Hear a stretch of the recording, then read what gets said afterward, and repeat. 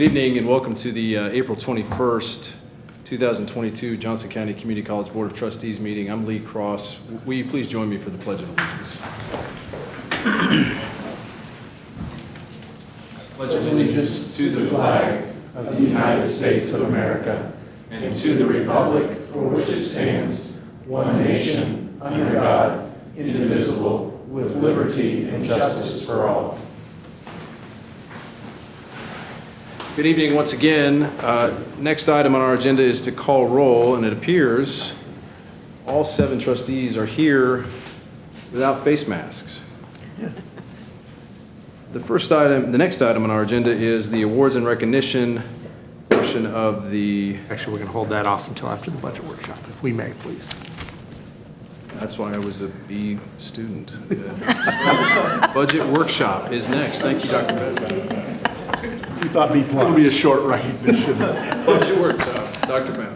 Well, good afternoon, trustees, cabinet members, colleagues, and audience participating by Zoom.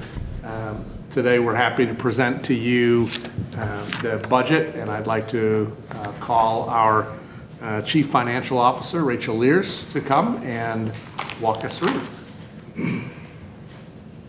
Thank you. Well, good afternoon, everyone. I'm Rachel Lears, Associate VP for Financial Services, Chief Financial Officer here at the college.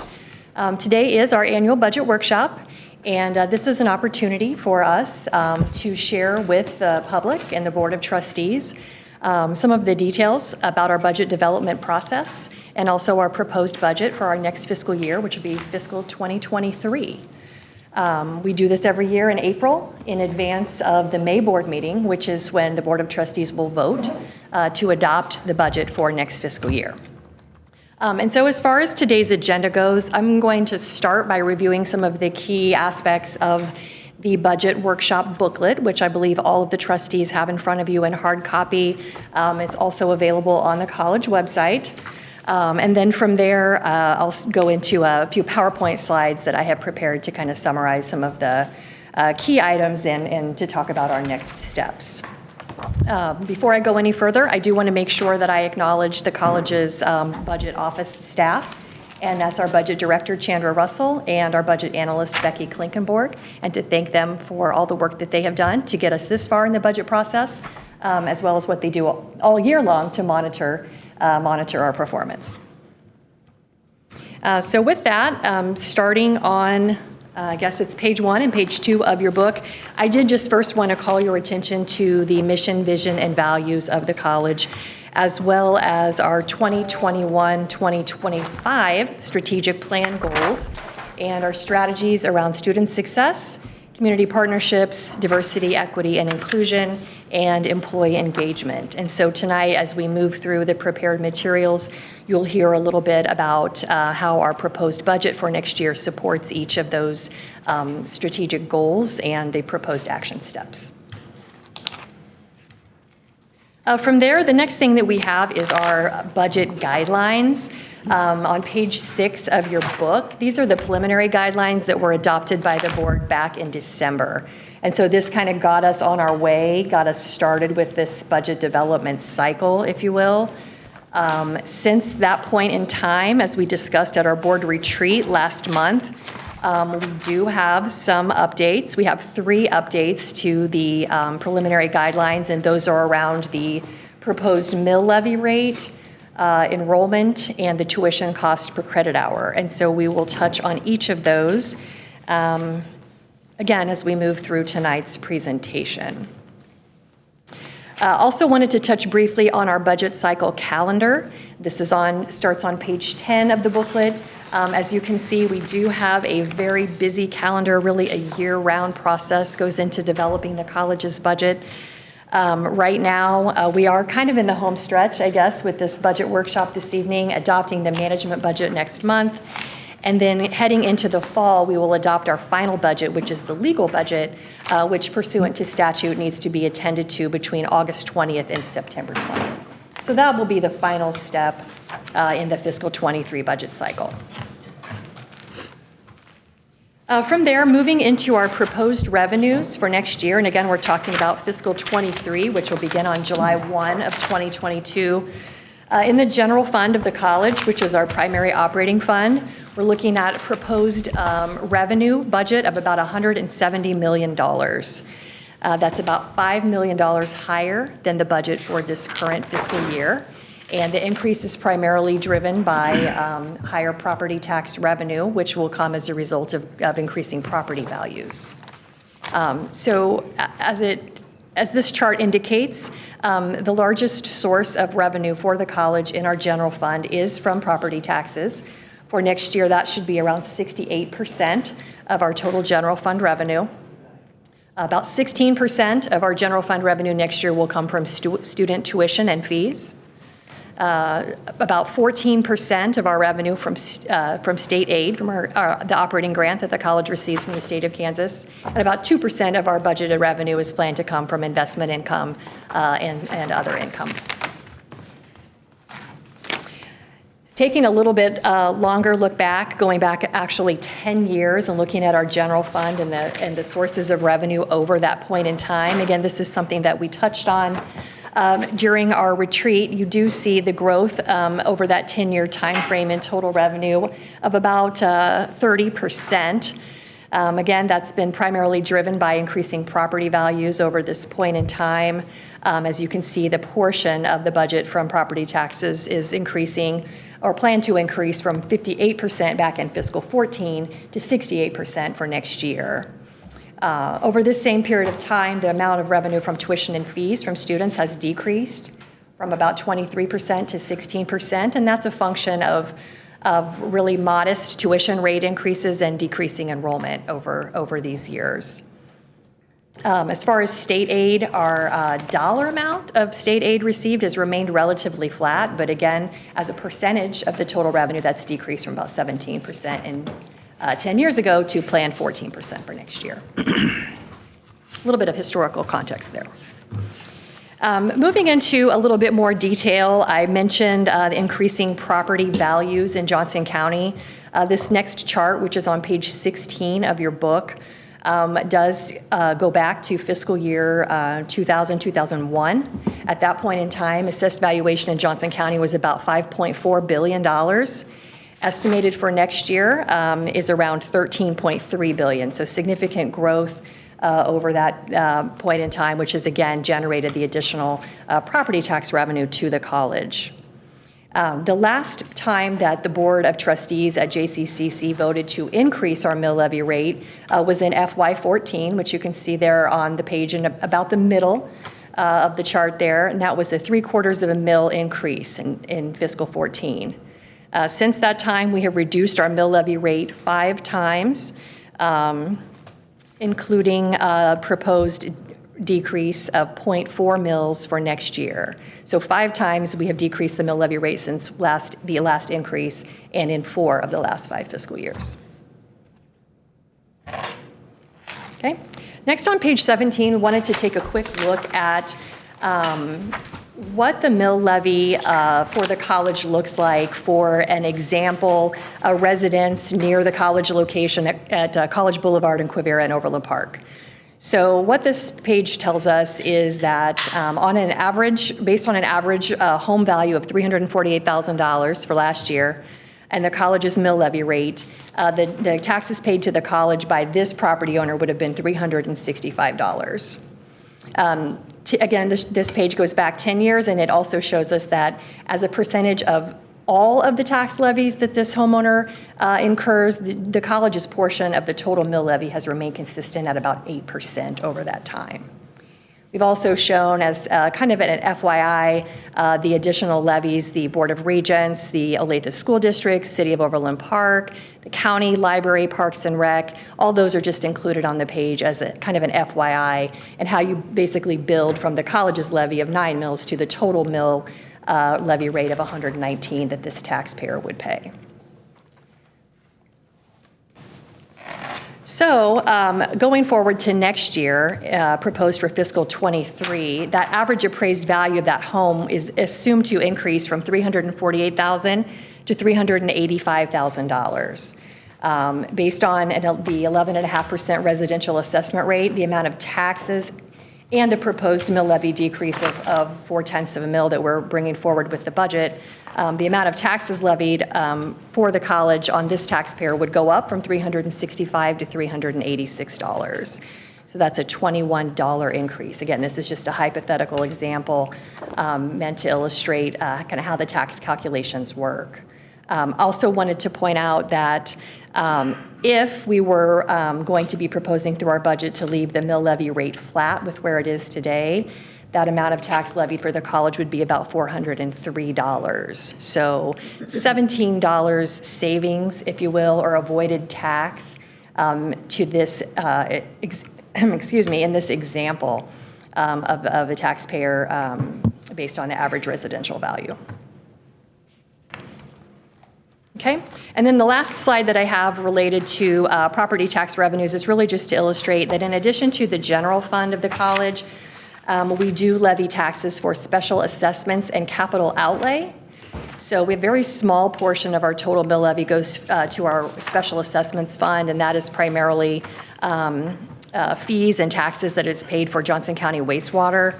And then the capital outlay fund of the college is based on a half mill levy that the college has had in place, I think dating back to 1970. We renew it in 5-year increments, and we renewed that last year to take us from 2021 to 2026.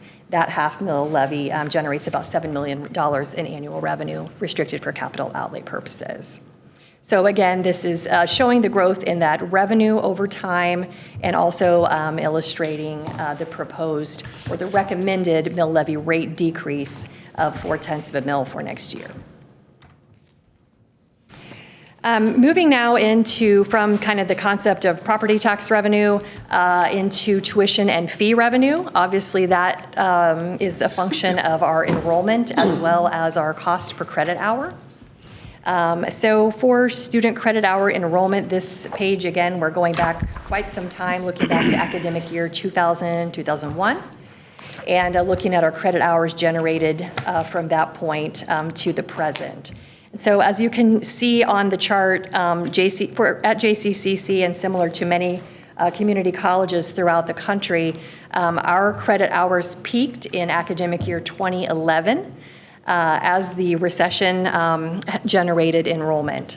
So folks that may have been unemployed at that time or seeking job opportunities often return to the community college to seek out educational opportunities, skills, and training development to help them enter the workforce. And so throughout the recovery then, and in Johnson County, as we neared basically full employment in recent years, you can see that that's had a negative impact on our credit hours, as those have declined since that point in time. And this has been further exacerbated, of course, by COVID, with the continued more significant drop-off really in the past 2 academic years. So we will be budgeting 272,000 credit hours for next year for FY23, which is less than any other point on this chart, but we believe that will bring us in line with the amount of credit hours that we actually plan to generate this year. So essentially, we're budgeting flat for next year with this year's expected actual.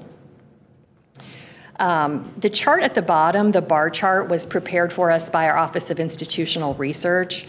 And that illustrates that, yes, while we're down and we know we have work to do as far as enrollment, and we do have strategies in place to help us hopefully increase enrollment, at JCCC we have fared better than many or most institutions throughout the country. So you can see on here that over that 5-year period from 2015 to 2020, we have experienced a 7% decrease in academic year unduplicated headcount.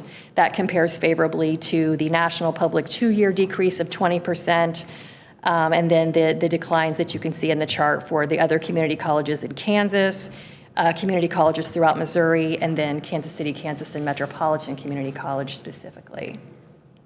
So again, budgeting 272,000 credit hours for next year, and certainly hoping to improve upon that from there. As far as where our students come from, Each year, we take a look at this as part of our budget development process, and this doesn't generally fluctuate significantly from year to year. This pie chart looks at last year, FY21, and tells us that 72% of our students came from Johnson County last year. 17% came from other counties in Kansas. 4% came from out of state, and then 7% were part of our Metro Rate program, which are bordering counties in Missouri. In terms of dollars, the percentages are slightly different because of the different costs per credit hour that each residency code pays. So for example, whereas 72% of our credit students are Johnson County residents, in terms of revenue, that generates about 65% of that tuition revenue because they pay, Johnson County taxpayers pay a lower tuition cost per credit hour than other students do. Just wanted to review that. Again, that hasn't fluctuated significantly year over year. Next, starting on page 22, we talked about the resident tuition rates significantly back in January when we were working with the board on establishing our tuition costs for next year for FY23. So I don't want to spend a lot of time going through these charts, but again, just wanted to touch on the fact that we have previously approved the rates for next year, and for Johnson County residents, this will be the first tuition increase in 3 years. $3 per credit hour, moving from $94 to $97. For Kansas residents, these rates again are higher than those that are paid by Johnson County resident students, taxpayers. This rate will go up next year by $4 a credit hour, from $112 to $116. For out-of-state and our international students, so a $5 per credit hour increase from $223 to $228. And then our Metro Rate program, which is, again, those bordering counties in Missouri, this has been effective since 2017. Those costs per credit hour are also going up by $5 from $138 to $143. So someone from Republic County, they would pay $116? From where? Republic County, Kansas? Yes. Okay. Okay, so that's the tuition rates. I wanted to talk for just a minute about the required student fees per credit hour. Revenue from these fees does not go into the general fund. These are specifically reserved for certain initiatives. And so, again, for next year's budget, as far as that goes, we're not proposing any sort of an increase. I just wanted to quickly review these. As far as some of the initiatives that these fees fund. So within our student activity fee of $7 per credit hour, that is providing funding for student activities and scholarships and grants. Our debt reduction fee of $5 per credit hour helps us to service our revenue bond debt. Parking and roads fee of $3 per credit hour has been in place for a number of years. That provides funding to help us maintain the campus grounds and parking lots. And then our sustainability fee of $1 per credit hour, which went in place in 2010, provides funding for our sustainability initiatives fund. So again, the total impact there is $16 per credit hour. That's included, for example, in that 97 for a Johnson County resident. And this component of the structure is not being proposed to increase for next year. On page 27, as far as our course fees, we've said on numerous occasions that are proud of the fact that we're one of a few institutions where all of our course fees fit on one page in the budget book. We don't have any proposed increases or changes to course fees here. As you can see, these are really limited to certain programs. For example, in the ones that say FLR are related to the floral and horticulture design programs. Those are going to cover costs of materials for students enrolled in those courses. The MUS subject fees are related to private music lessons. And then the fees at the bottom of the list that start with an R are related to welding courses primarily and relate to the college's relationship with BNSF.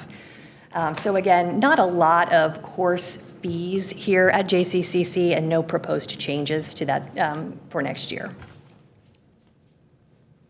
On page 28, just from a local competition standpoint, just kind of as an FYI, wanted to point out in comparison, the proposed fees for JCCC versus those costs per credit hour at University of Kansas, K-State, and Metropolitan Community College. You can see again, those ours for 2022 and 23 are both listed on the page. Their fees for the current year are listed in the 22 column, $336 at University of Kansas per credit hour, $316 K-State per credit hour undergraduate, and $116 for an in-district student at Metropolitan Community College in Missouri. And again, this is just provided kind of as an FYI for comparison purposes. Next, starting on page 29, we have a report that's pulled from our KBOR reporting system. This is just a look at the tuition and required fee rates for each of the 19 community colleges throughout the state. We do, on page 30, calculated the average in-district rate per credit hour to be $110. And of course, at $94, and this is for the current year, here at the college, we are significantly below the average throughout the state.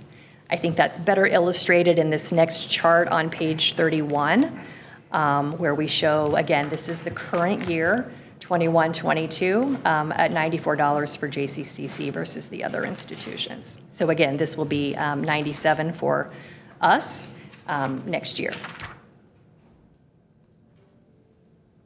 Next on page 32, this is something that we've included in the budget book is an interesting item to review each year as far as tuition costs. A look at some statistics compiled by the College Board for public two-year colleges throughout the country. This is based on a full academic year, or I think it assumes 30 credit hours. The average statewide cost in Kansas is highlighted in gold. So that'd be about $3,300 for the current year, 21-22. Basically illustrates that here locally, we are among the most affordable opportunities throughout the country as far as a two-year public cost. And then finally, on page 33, the last bit of input I wanted to share with regards to our revenue is the comparative amounts of state funding for each of the community colleges for this year, 22, compared to last year. This is actually, this page also includes the technical colleges and does show that the total distribution for all of the institutions was about $140 million in each year. The total amount of the state funding or the operating grant did not change. There was, as you can see on the far right column, some redistribution throughout the schools based on enrollment and I believe some of the performance agreements that are in place. So for us here at JCCC in 22, we did receive about $200,000 more for our state operating grant than we did the previous year. And that is the number that our budget is based on for next year for FY23. So it's kind of interesting to look, I think, at each of the individual institutions and see the fluctuation year over year from there. All right, so that is what I had to share with regards to revenues, inputs related to property taxes, tuition, and state funding. And now moving into expenses, wanted to touch briefly on our general fund proposed expense budget for next year, which is in total $183.4 million, looking at the chart on page 36. The largest aspect of our expenses are salaries, of course. We do have about 2,400 total employees when you include our adjunct faculty, part-time workers, and student employees. And so the total budgeted salary expense for next year is about $97.6 million. Employee benefits on top of that will be about $33.3 million, and that includes things like payroll taxes, the college's share of those, medical costs, college's contributions to retirement plans, the VERB program, those sorts of employee benefits are all included in that $33 million. Our current operating and grants budget is $31 million for next year. That is primarily our just basic cost of operations, utilities, travel funds, professional development funds, supplies, insurance premiums, software costs, all of those things that it takes to run the college are included in that operating column in the blue. The green column next, or the piece next, is our capital allocation for next year, about $17.6 million. Wanted to point out that that includes $14 million to complete the renovation of the science labs. We've talked about that project on various occasions from a budget perspective. So this will be the final year that we make an allocation from reserves in the general fund to complete the science lab project. And then the last component of our expense budget is about $3.7 million in debt service as the college continues to pay down our indebtedness.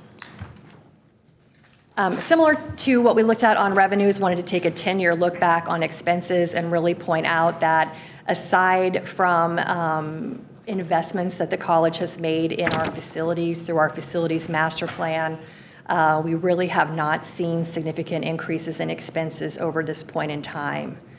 Starting in FY20, we had contributions from reserves to renovate the ATB building, for example, the student center, some of our athletic fields connected to that $100 million facilities master plan. And then certainly in 21, 22, and 23, we have those contributions for the science labs. So just wanted to review that real briefly and point out that, again, aside from those planned investments in facilities, we have a very well-managed expense line here at the college within our general fund. As far as the book goes, that I was going to stop there. The remainder of the pages are very detailed as far as at the department level. You can see all of the individual budgets for salaries and supplies and operations.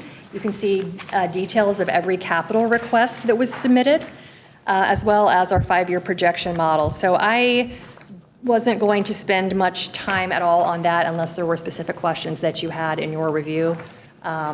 And then if not, I'm going to switch over to a couple PowerPoint slides to close this out. Any questions for Rachel? Okay. Not at this time. Later. We're not going to let her go. We're going to finish the slides. Yeah, I've got a few PowerPoint slides, but if there's nothing else on the book, we'll go over to this other part, part 2. Okay? Dun, dun, dun, dun. All right. Got to check my time. Okay, we're doing good. All right, so to kind of summarize some of the things that we talked about, and we just went through a lot of information pretty quickly. Some of this is kind of building on the topics that we discussed at the retreat last month as well. As far as to summarize our budget for next year, we do believe that our estimated assessed valuation growth of 9.25% will generate incremental tax revenue to the college in the amount of about $6.1 million. As I mentioned, we are proposing a mill levy reduction of 0.4 of a mil, which would be the 4th mill levy reduction in the past 5 years. And that will save taxpayers or help them to avoid additional tax in an amount between $5 and $6 million. So we are levying additional tax dollars, but not as much as we could if we weren't also proposing to reduce the tax levy rate. This will, of course, mean that we would be levying, recommending to do so in excess of the revenue neutral rate. And so that will require notice to Johnson County taxpayers. That responsibility to send those notices out will fall on the county clerk, and that will be done in the late August to early September timeframe when we're holding our final budget hearing. So just wanted to point that out as part of the process. For tuition and fees, again, we've talked a lot about the tuition and fee rates for next year. In addition to that, we are recommending a $200,000 a new budget allocation to support a College Now grant.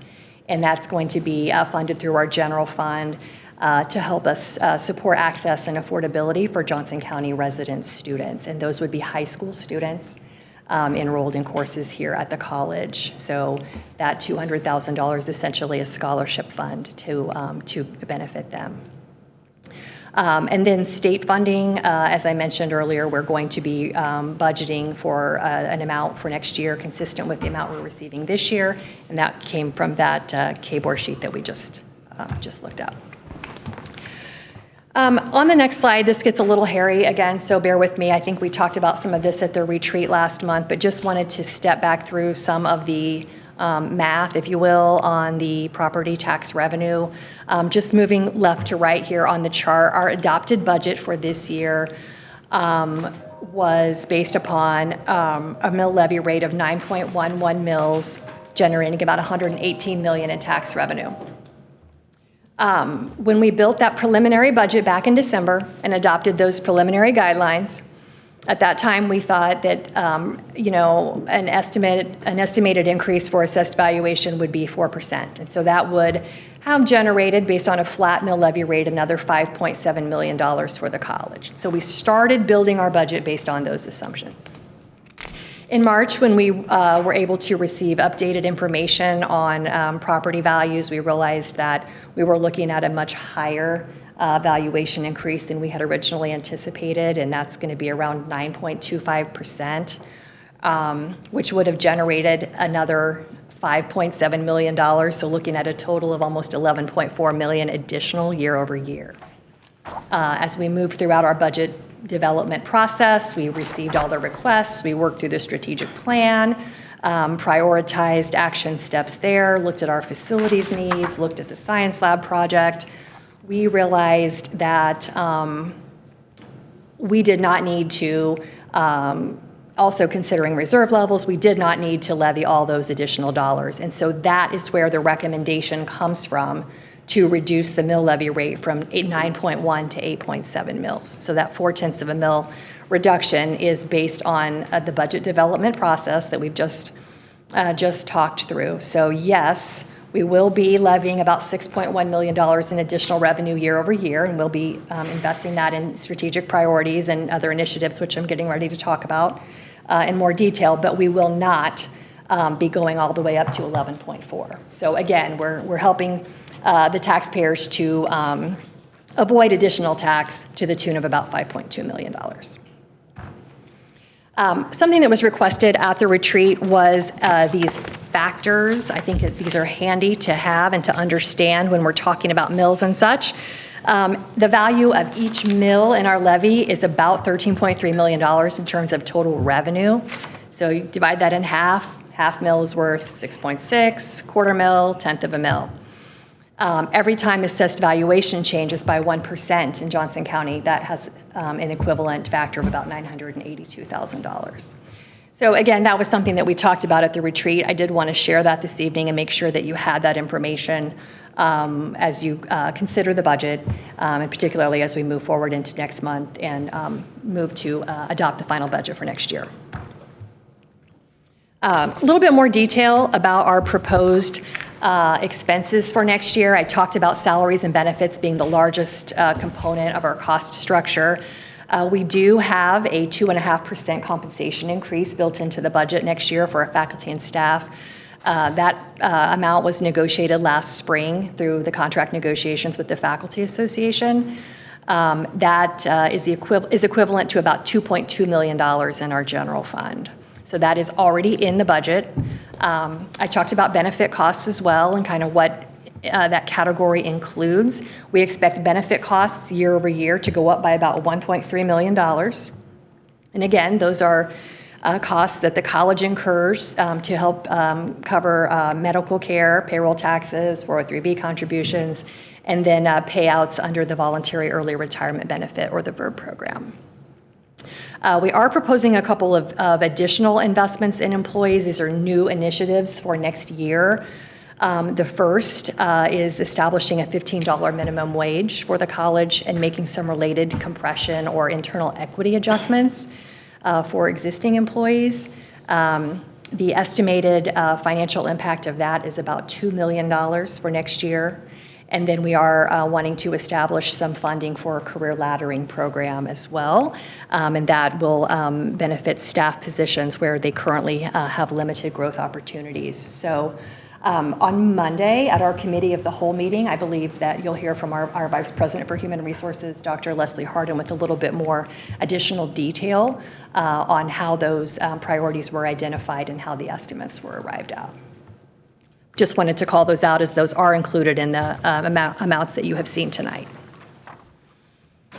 As far as our operating costs, again, we are looking year over year at higher operating costs. That is primarily driven by investments that we are proposing to make in our strategic plan to help support our strategic goals. I wanted to give just a couple of examples of some things that were recommended for funding by the teams that worked on the strategic plan process and were endorsed by the President's Cabinet.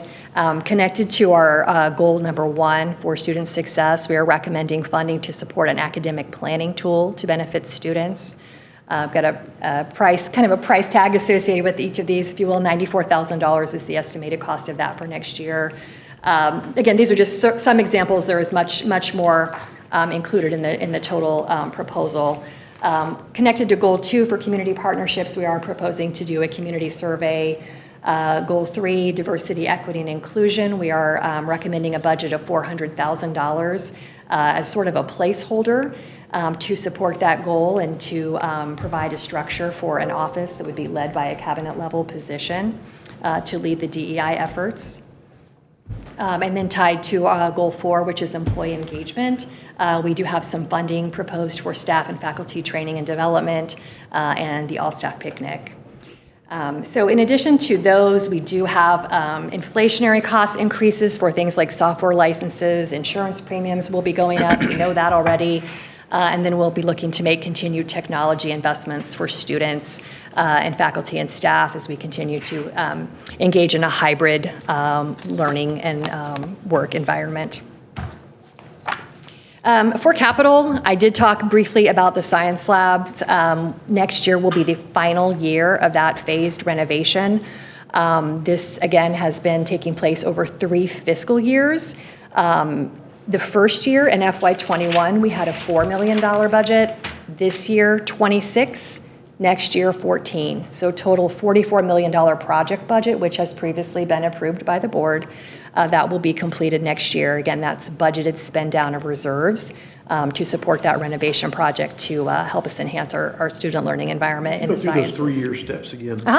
Please. FY21, $4 million. That was kind of the get started money.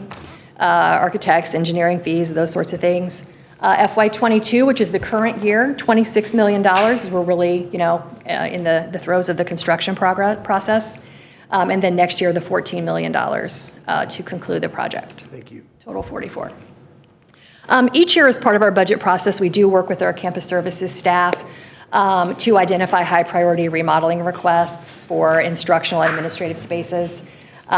This year, we have $418,000 allocated for those. And then we're recommending another $1 million placeholder in the budget for active learning classroom renovations. And what that means, we've done these for about 5 years now. We are investing in classroom spaces, furniture, technology, fixtures, equipment to really help update the classrooms around the campus to support the students and the faculty who are utilizing those spaces. So in summary, this is the proposed general fund budget for next year. Again, I talked about $170 million in total proposed revenue, $183 million in expenses. And so yes, that is a deficit budget. But remember, there's $14 million in there, that planned one-time science lab allocation. So, but for that amount, we would have a balanced budget, a slight surplus of around $800,000. So, in considering the mill levy reduction and all the different factors that we've talked about, we feel like this is the right place to be and best supports the strategic plan and the other budget priorities that have been identified over the past few months as we've moved throughout the process. Excuse me, Rachel. Yes. Can you tell me, where is that chart in this book? That chart, let me get the page number. I did pull it out of there. Hold on.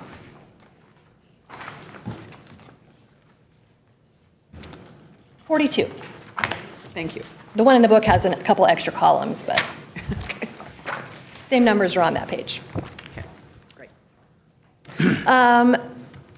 Real quickly, at the retreat, we did have a question about what the impact of the proposed budget would look like on reserves, specifically the spending for the science lab project.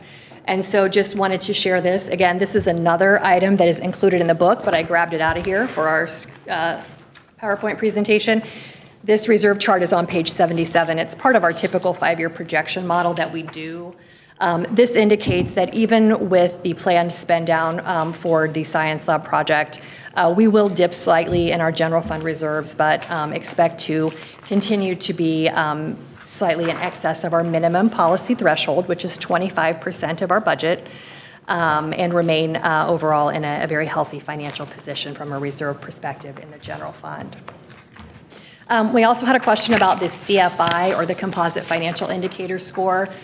We talk about this each year. We tie it back to our audit and use this as a real concise way to measure the financial strength of the college. So again, without getting too much into detail on this, it takes into account your reserve levels, your debt levels, your operating levels, and it says, how are we doing? And a CFI score of 7.72 is where we were at based on last year's audit. Very healthy score, certainly puts us in a very strong position to continue to invest in the institution. We can also use this tool as a projection. And so based on the anticipated results for this year, 22, and this budget that we're proposing for next year, we do expect the CFI score to decrease somewhat, largely due to reserve spending to complete the science lab project, but still expect to be in a very healthy position based on the CFI exercise. Finally, the last steps in our budget development process for this year are really just the committee of the whole meeting next Monday. You will get the formal recommendation to adopt this budget, and then we'll ask the committee to move that forward to the board meeting on May 12th, where we'll do the vote to adopt the management budget, which is kind of our working budget. It basically enables us to conduct business with the start of the new fiscal year. So we can start procurement activity, we can establish salary amounts for faculty and staff. We have to do that work now so that we're ready to begin the new fiscal year. Again, we don't adopt the final budget or the legal budget until we approach the statutory timeline for the public hearing and notifications that are required now. And that will need to happen between August 20th and September 20th. And I think those board meeting dates are in the process of being formalized. So I'll stop there. We have about 15 minutes left, I guess, for any questions that you'll have. Questions for Rachel? You? Good. Rachel, thank you. Yes, thank you. Bless your heart. Thank you. And thank you to your team. I'm going to go ahead and ask it because it's something that I'm interested in. What is the verb's role in all of this? I know we're going to discuss it, but what's the verb's role? Okay. Then that is the verb, the voluntary early retirement benefit. Dr. Bound, I'll let you speak to that. So are you talking about the proposal to sunset? Yes. So what happens then, we're proposing in the budget as it stands now, funds, if we had not proposed sunsetting it, to cover anticipated payouts from the verb in this coming year. In essence, then, the items that are allocated against the verb payout will, in essence, reduce the reserves down so that by the time we enter the following fiscal year, the reserve would go from, or liability in the reserve would drop from current level based on the payout down to zero. It will be paid out of reserves. Is that? Yes, we are required by generally accepted accounting principles to have a reserve established for compensated absences. And so we have had, since the verb came into place in fiscal 2020, about a $6 million liability sitting on our books to be able to pay out those benefits as they are earned over time. So essentially, instead of paying 20 or 30 retirements in a year, we would potentially be paying out everyone else who determined that they were interested in taking the benefit in its final year and then releasing the rest of the accrual. And I understand that's really something that's coming up in Committee of the Whole That's on Monday. correct. I understand it completely, but I will have some questions on Monday. Of course. Of course. Mr. Trustee. First of all, Rachel, as Trustee Ingram said, thank you. And thank you. This is no different than what I've seen for at least the last 10 years at the board. And I think the transparency level that we show with our budget is pretty amazing. It has never changed in those 10 years, despite complaints that we aren't transparent enough for people and show them where our money is coming from and where it's going.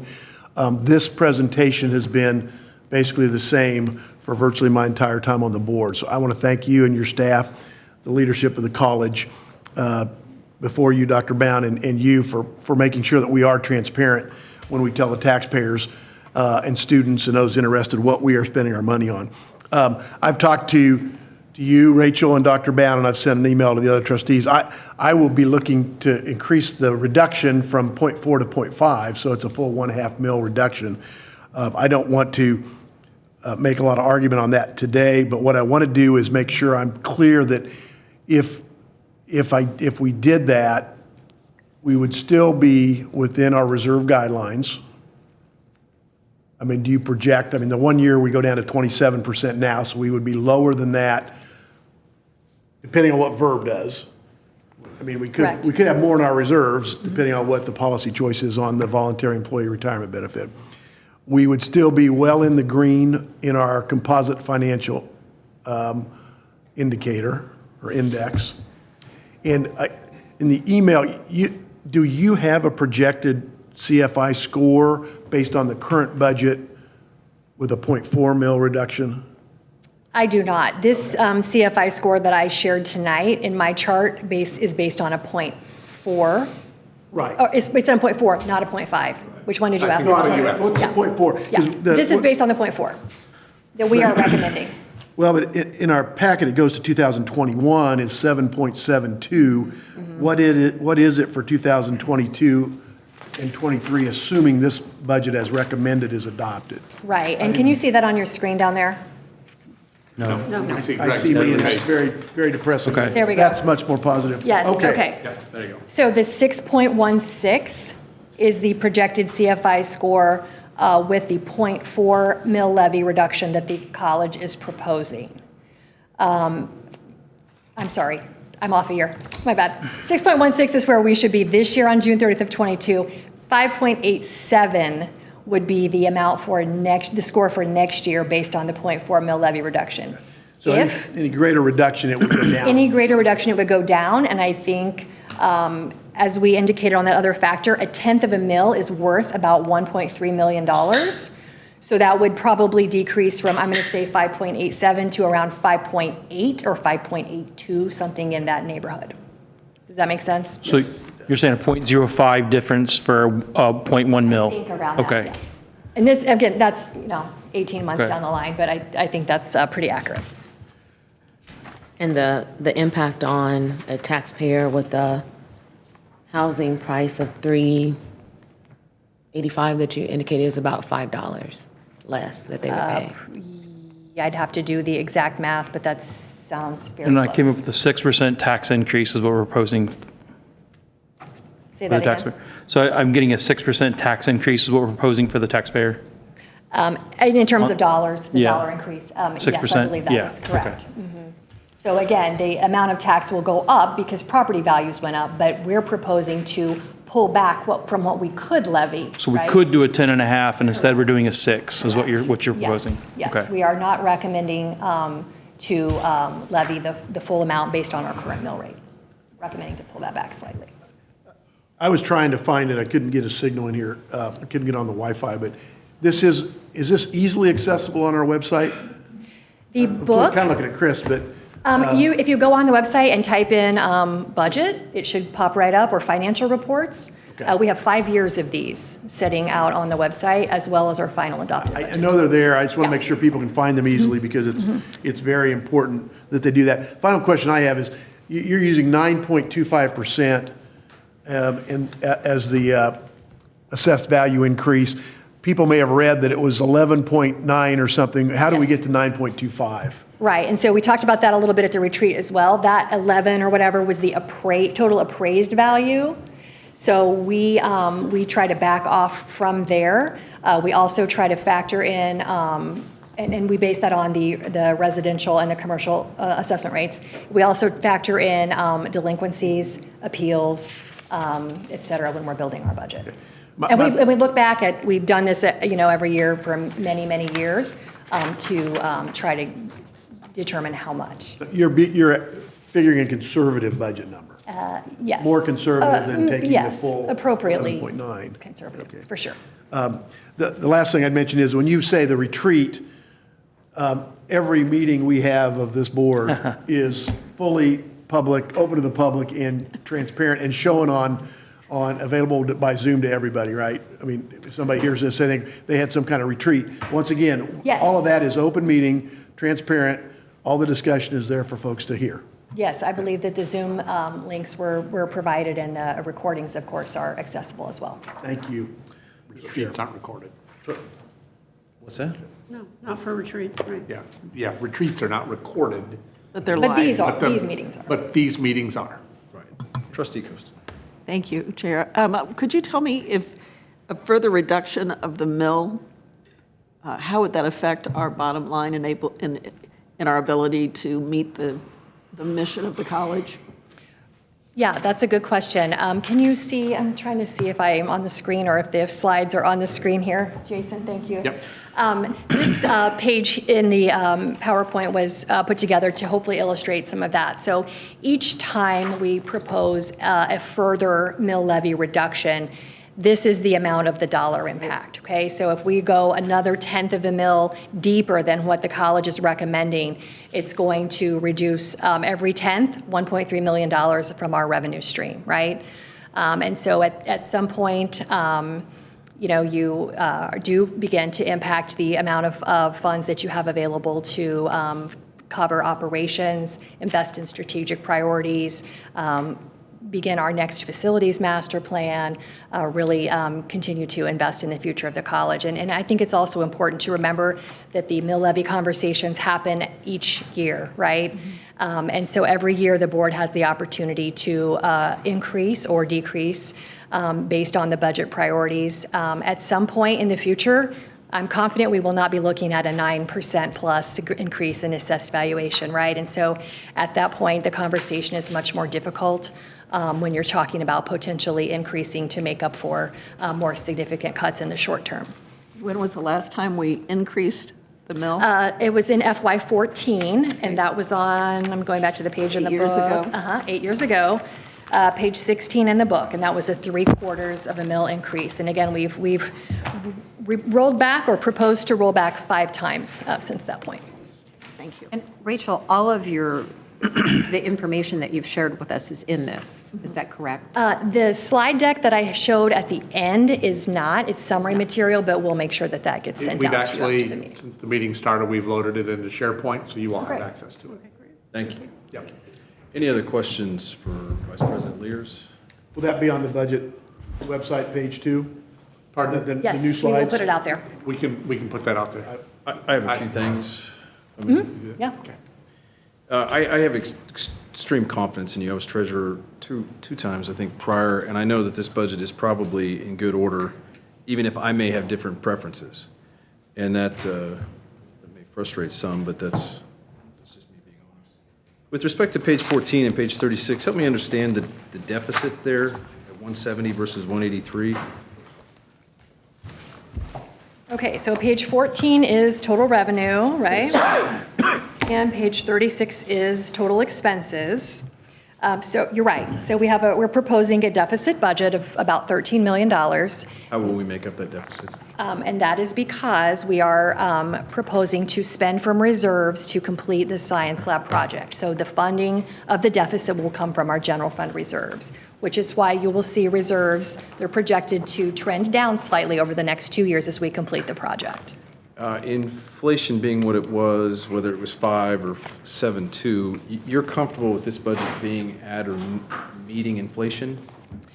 Yes, we believe we have accounted for inflationary increases within our operating cost structure. So earlier where I talked about things like supplies and and, travel and insurance costs and utilities and those sorts of things. We think we have built-in inflationary increases where appropriate. And the different folks around campus that are responsible for the different aspects of our budget and work closely with that every day have done that and followed through that analysis over the past few months as we put the budget together.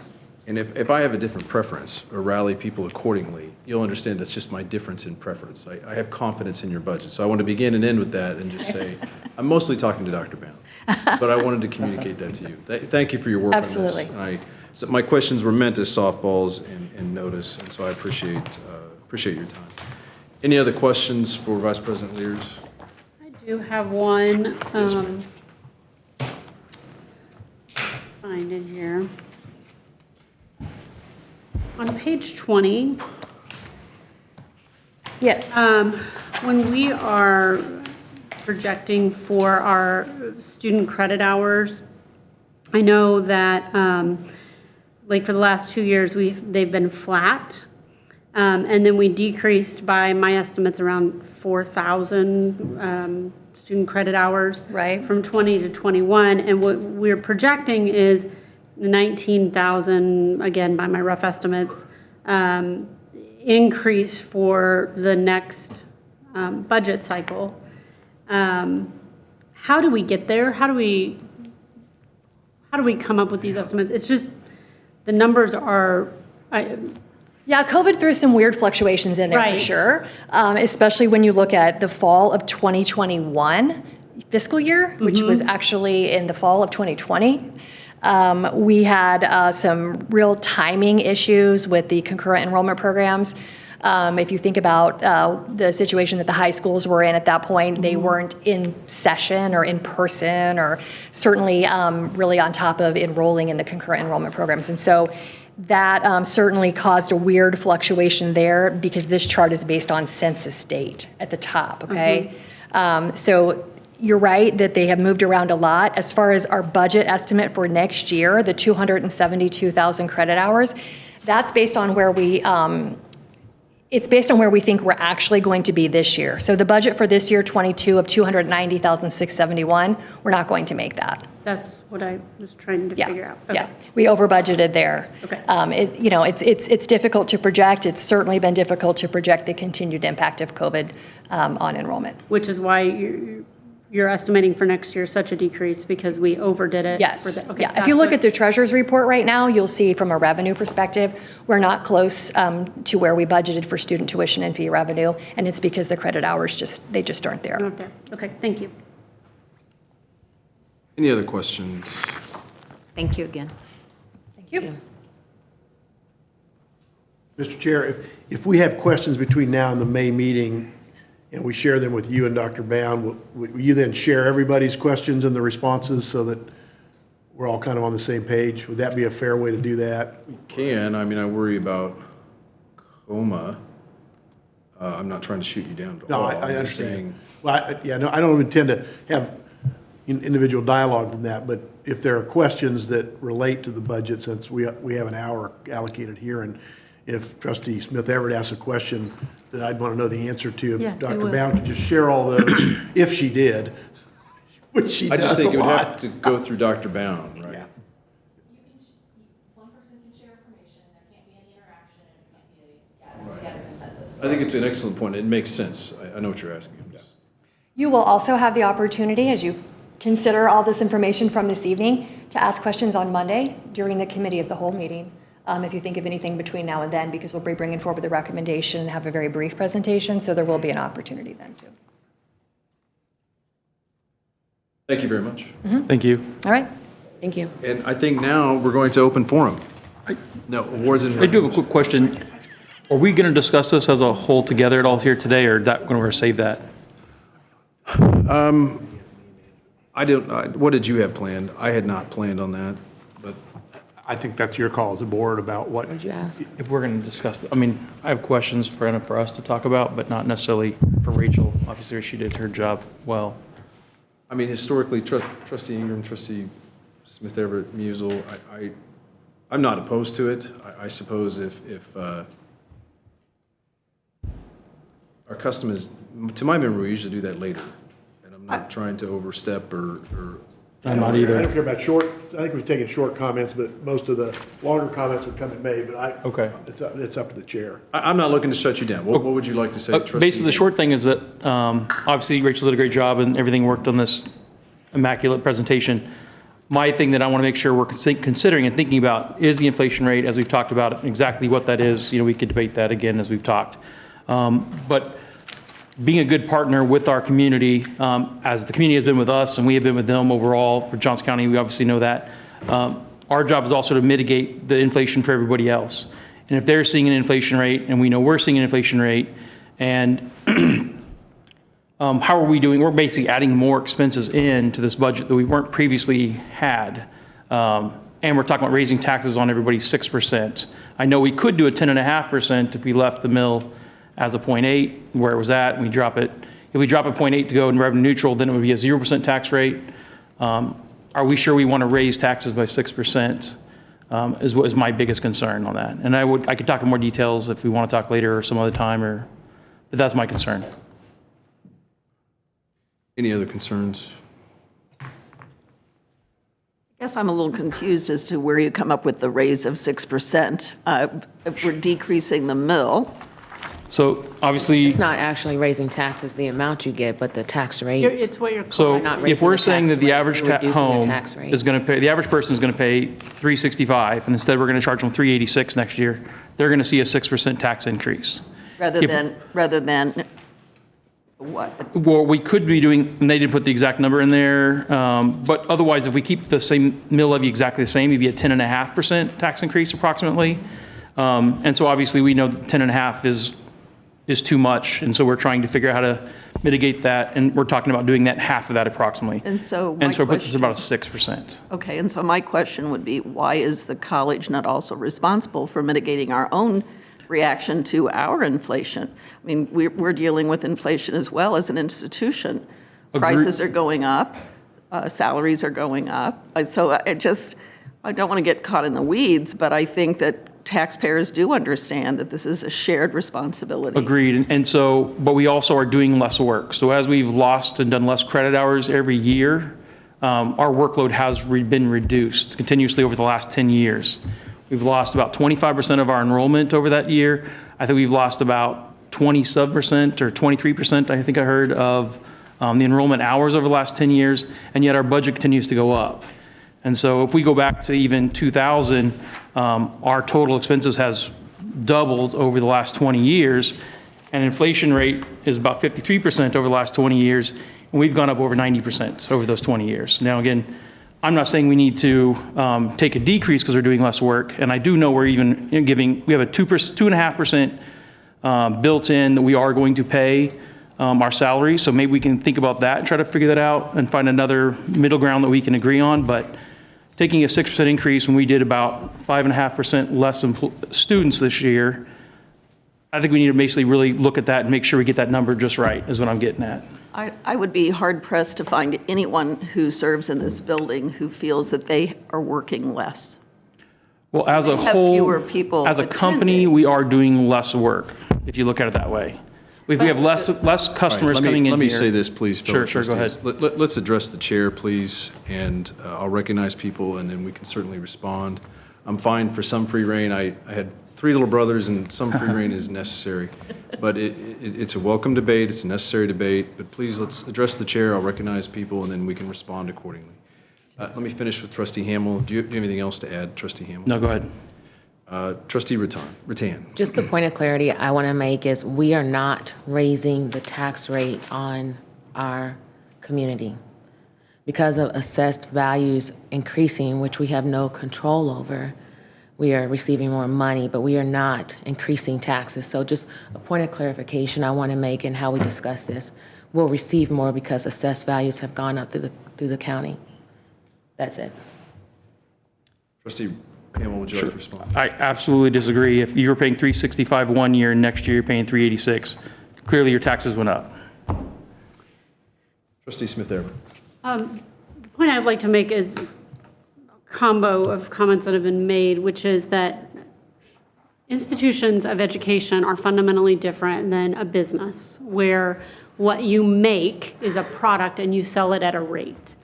We are an institution that has to be ready and able to serve. And if you have 12 students enroll in your class or you have 18 students enroll in your class, you still have to have the teacher, the building, the parking lot, and the facilities to have them, no matter how many of them within our lowest threshold of having a class is. And that's what makes this a fundamentally different argument from the way corporate America works. And we have to be really clear about that. I also want to Trustee Costin's point, say that it is a shared responsibility. I completely understand where you're coming from in terms of collecting more money.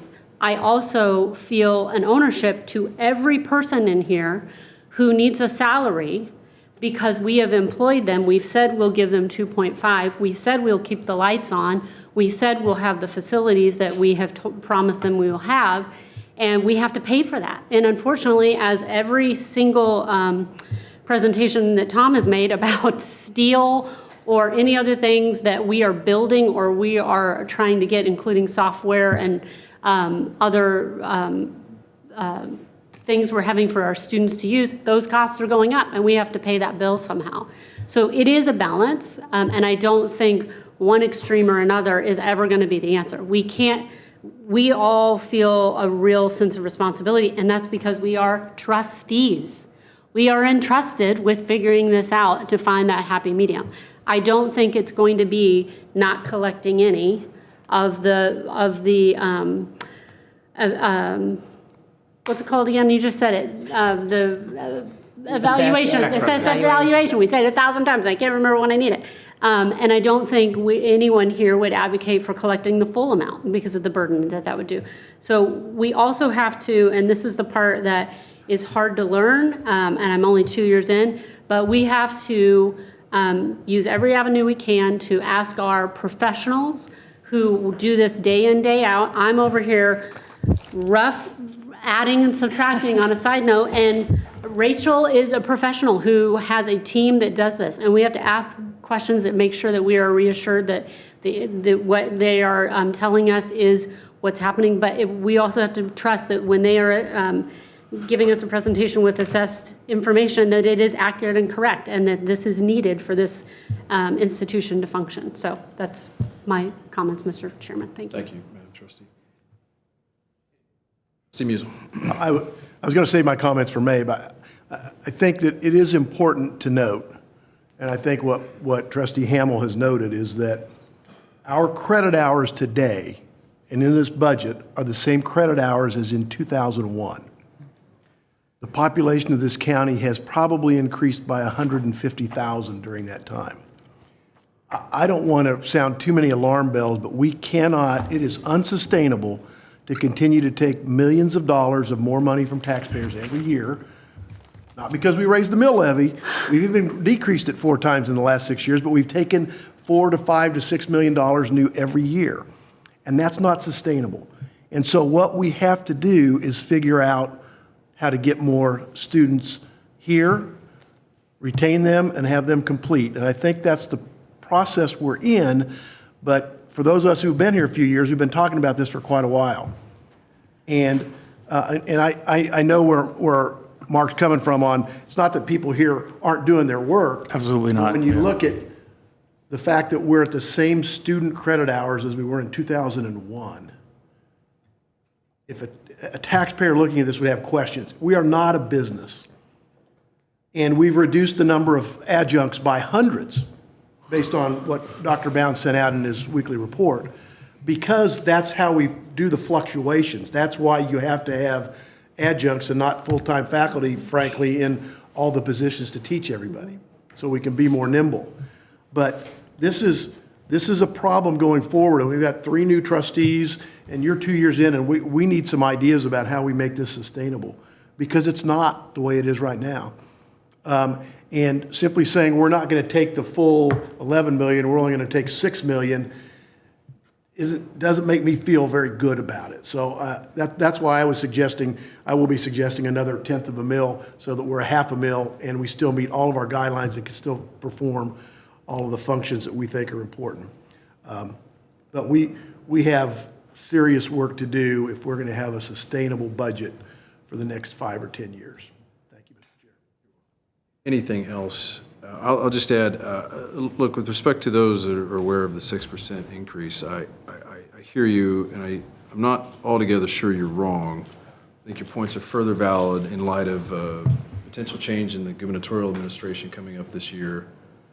And we've never been the most popular people in Topeka. So I think they're good points. And in terms of long-term sustainability, Trustee Musil, we're actually below the numbers in 2001 and facing stiffer competition and having increased expenses. It is a concern as a businessman as I look at it. I will say, even assuming the 6% is correct, I still see it as below inflation. And that's my concern. And we do have commitments that we made in the prior year, and to match where we're at, I think there are some hard calls. I do agree with Trustee Musil on that we need to seriously look at, and that has become our task here. And Dr. Bound and I have talked about it in consultation and preparation for this meeting and many others. We've talked about the extremely difficult position that we're in, and I'm rather thrilled to be in charge or leading this board at this time. But that was both sarcastic We and didn't assign any serious. blame. I'm just saying, one of our colleagues this week asked me, why do we need to make these cuts? And I said, well, I didn't get into government to make cuts, I promise you. But that's the reality we're looking at. And so, unless there's any further comments, I just wanted to add to that, to the discussion. Anything further for Rachel or Dr. Bound? If I could just make Yes, of course. one Yes, brief yes. comment. And I think the faculty and staff would be quite frustrated with me if I didn't say something at this point. And certainly I understand that we have served fewer students over the last handful of years. But what I am very proud to say is that we have produced more graduates. And if you look at where we are right now and what graduation will look like here next month compared to where we were a year ago, the data today suggests that we could be up 25 to 27% in terms of the number of students who are graduating when you compare us against next year. So we have served fewer students in this time, but we are producing more graduates, and that is an important factor to consider. Enrollment is absolutely an important part of the equation as it comes to generating revenue, of serving a community. But another important aspect of this is, if you will, what are we producing? And I hate the cold, hard sound of that, but we have increased and are expecting to increase the number of graduates. And so that, I turn and look to our faculty and staff and say, thank you. Thank you for your hard work in ensuring that we have students, that we are serving the students who come here, who choose Johnson County Community College, and are helping them prepare for graduation and beyond. And so thank you, staff and faculty. And if I could just add to that, not Yeah. to correct you or anything, I think the enrollment and some of these issues, for reasons passing understanding or understanding, it's a real tension on us, the enrollment numbers and the things that we're looking at. And I know this current governor, and she's a friend of mine, but she may not always be there. So we had to plan and prepare for the realities ahead of us, and I just wanted to add that. Declining enrollment is a problem. I acknowledge that for sure. It's one of the things that keeps me up at night. Well, I hope you sleep some. I mean, Look at me, do you think I if I may, do you have anything further, Dr. Bauer? sir. Okay. Rachel, thank you very much. Next is awards and recognitions, as I read the agenda, and I'll turn it First, over we've got our student. And do we have, Student Spotlight, Alyssa is she Smith. out there?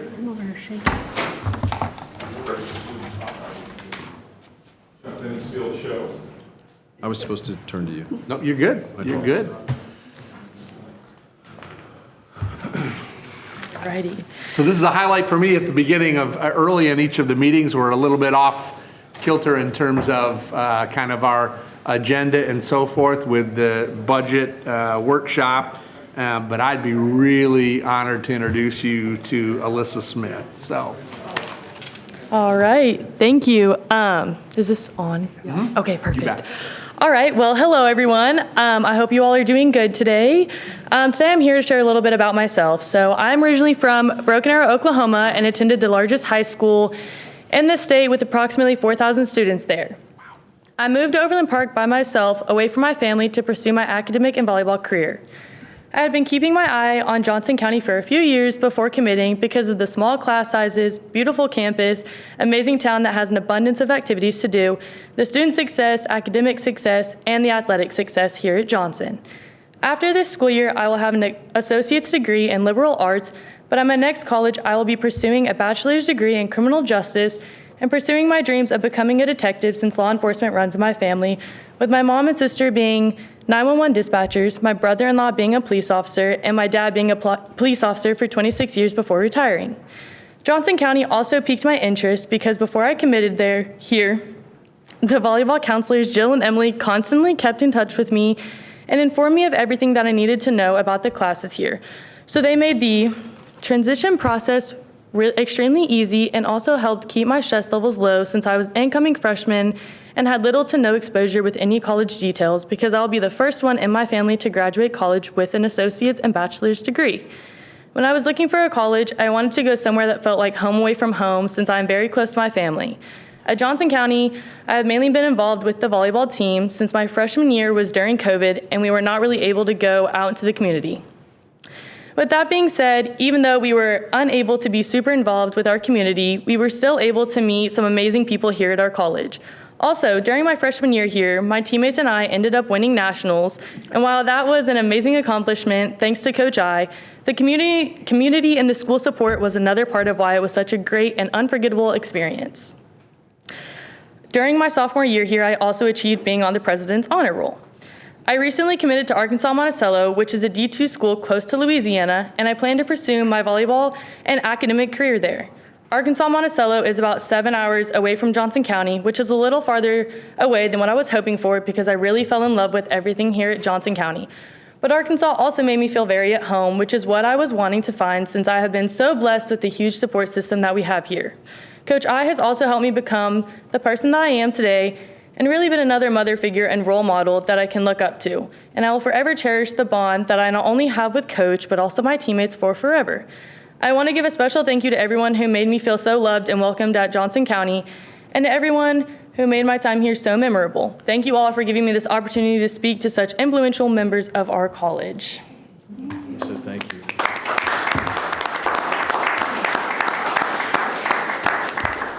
Do you want to do questions now? Or do we have Absolutely. Any questions for Alyssa? I have one. Trustee Rattan. Congratulations on your transfer to Arkansas and your successful volleyball career. A question I have is when you came here from Oklahoma to Kansas City, how did you secure housing? How I secured housing was Coach I also really helped with that. So she kind of looked at our personalities, and then she looked at the other girls she had. So she paired us up with, like who was super clean with their apartments and, that type of thing for, living. So, cleanliness was kind of a big thing, and that's honestly just how she did it. And personalities, that's a big thing for her too. So if you have somebody who's really outgoing, she wants to pair you with, somebody who's also outgoing, so that's how we did housing. So you stayed in an apartment with another Yes, ma'am. volleyball player? Yes, ma'am. Thanks. Trustee Musel. I was going to ask you whether you were the clean one or the messy one.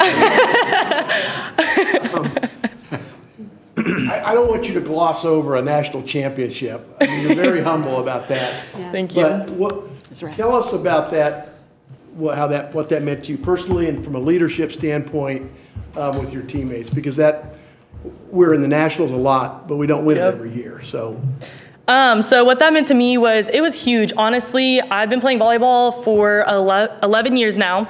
So it's really all I put my time into. Obviously, schoolwork is huge for me, but it just meant a lot. It's showed me everything I worked for. I left it all out on the court. I was also a freshman coming in, and I became an all-around outside starter. So it kind of proved to me and myself that I can do anything I put my mind to. And then your other question was, I'm sorry. That was Was that- leadership opportunities Oh. from that experience. Leadership, it really opened my eyes up into the type of leader I am and who else I want to be. And I feel like I'm a very strong leader. You know, on the court, I'm kind of the one that our freshmen look up to. And when Coach I wants me to talk to the girls about something, I'm the voice. And so those are my leadership qualities. You're welcome. Madam Trustee. Thank you, Mr. Chair. Thank you so much. Your presentation and how prepared you were says so much about you in general. My question is, as the first in your family to go to college, what is the biggest thing that you didn't know before college that you've learned about college that you would teach the rest of your family or others who are first in their family to go to college? I would probably teach others or people in my family that college is hard and there's going to be obstacles with it. Coming from my big high school, I kind of thought, I'm just going to go to college, play volleyball, and pursue my academic career. And I was unsure there's going to be obstacles, of course, just because I was a little immature back then, as you know, in high school. So honestly, just letting people know there's going to be obstacles, but that you can overcome them with the support system that you have. Any in particular that are obstacles you think a lot of students in your situation come up against that maybe they didn't think about or weren't? Yeah, I think for me personally, moving 4 hours away from home was a big obstacle that a lot of people don't realize. Of course, you know, figuring out who you are as a person and being 4 hours away from home is great, but it's also really difficult in those times when family stuff happens and you can't just, you know, go home. It's a phone call and that's all you have. Thank you so much. Yes, ma'am. Thank you for being here. Broken ma'am. Arrow is in Tulsa County, Oklahoma? Yes, sir. I've talked to farmers there. It's beautiful. Alyssa, thank you very much, and good Yes, luck. sir. Thank you guys so much.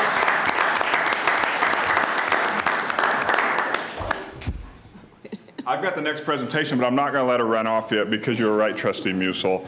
Alyssa is very humble. And one of the things she didn't say was probably one of the biggest things as a team they learned was how to deal with adversity and resilience.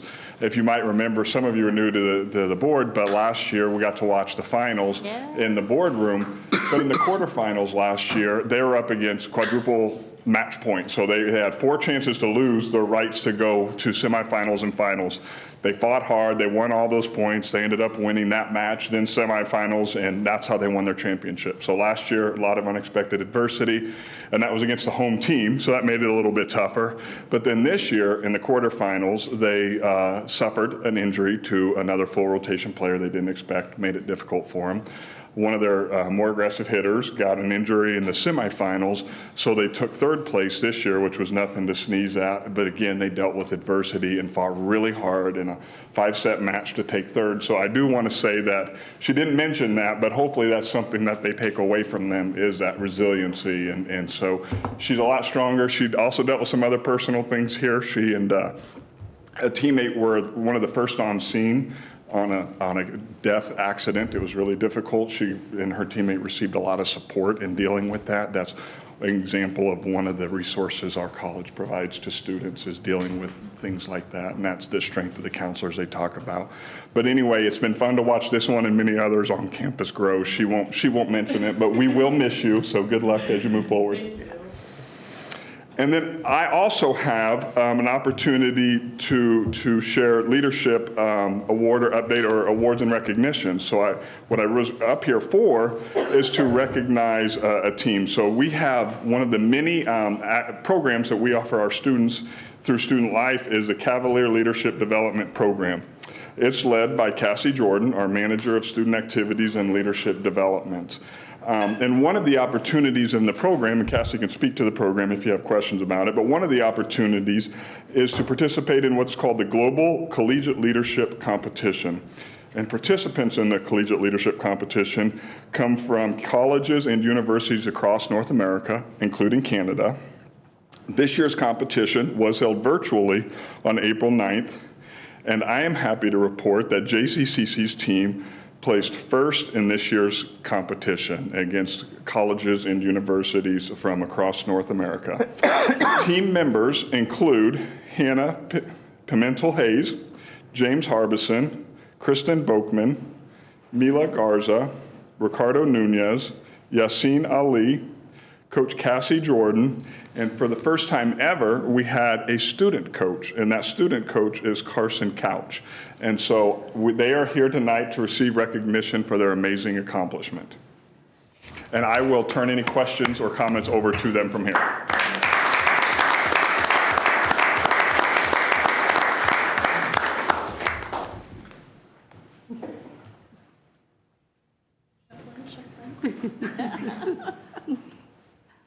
All right, well, it's a pleasure to be with you all this evening. I just cannot be prouder of this team. This was our third year competing in the Collegiate Leadership Competition. I also want to just recognize our judges who are there, Ann Turney, our Director of Student Life, as well as Justin Stanley, a professor in Communication Studies, represented JCCC as judges.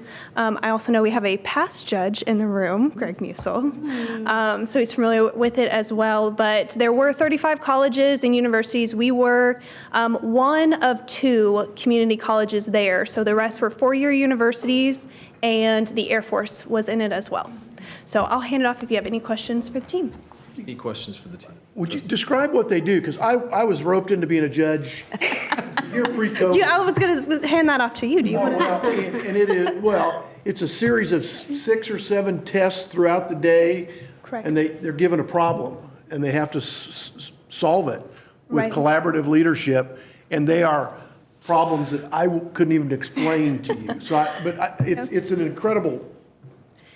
It really is, and it's I could talk to you about one of the things they had to solve. right. And a little bit about the competition. It was created in 2015, actually from a graduate thesis work, and it was based on, when you go to become a leader, if you're going to be an accountant, if you're going to be a lawyer, there's tests and assessments for that to gauge where you're at and to compare you against other accountants.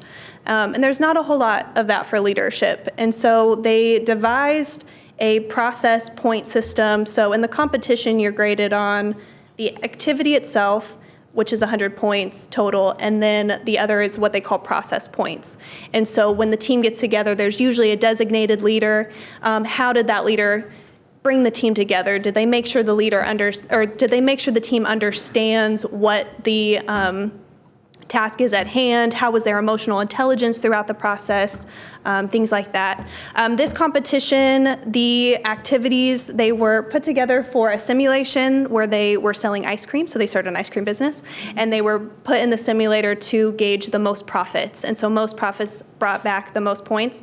I will say, and I'll brag on them, they had the highest profits in the competition, the only team to score 100 points in that activity. The second one was a virtual escape room, and then the third was a presentation that they had to come together, answer a few questions in 45 minutes, devise a presentation, and give that presentation. So time is of the essence in the competition, but it was face-to-face back in 2019, and it had since moved to a virtual platform. So we used to lead regional competitions, and now it's over Zoom. Any other questions? What is the key to getting 100 points for ice cream sales? Please, please share this bit of wisdom. Hello, everybody. Welcome back. So, I was going to say, I'm glad that I could see some. I actually wanted to go first. I'm going to go on a small tangent here because I have to leave to go to class in a little bit, but it's awesome to see you guys again. And I will say this is the first college award I've ever received since my second stint in school again. So it's been an honor to be a part of this team. But back to your question. The way to maximize that activity was literally to devise a plan to research the market and set forth your action plan with that research that you receive. The limitations were extreme time limitations. So we only had 45 minutes to complete that research and then devise the plan and execute the plan.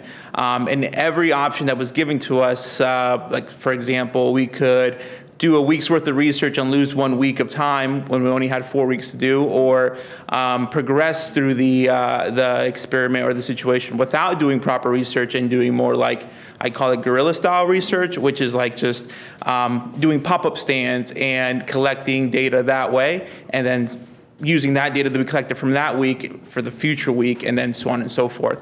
So with the team here, we all kind of found the value of that guerrilla style of research and just doing those pop-ups and really using the data that was available to us, because they did give us data that had been collected from years past, like demographic reports, the products that sold, particularly in an area. And so using those, we kind of devised our own research, put it together, and set forth our plan. I will say the first week wasn't very profitable just because we were still kind of connecting all the dots. But after coming up with a solid game plan, we were able to maximize profits for the following 3 weeks, which was a 4-week experiment in the simulator. But yeah, no, I think with awesome communication. I know myself, Yassine, we're both, I'm a former business program student, and Yassine is a current business program student. He's not here today. And with the help of everybody else, we came up with an awesome plan, and it worked for sure. Very awesome. Great. Thank you. I'm starting a business. Yeah, that's If I may, unless somebody else has anything, thank you all for being here. I have a brother in the Navy, as everyone here is bored of hearing about, and his twin and him were Marines before that, and they were in Kuwait going into Iraq March 19th, 2003, and to hear the stories and the differences of the planning and preparation that went into that versus, say, what Russia has done.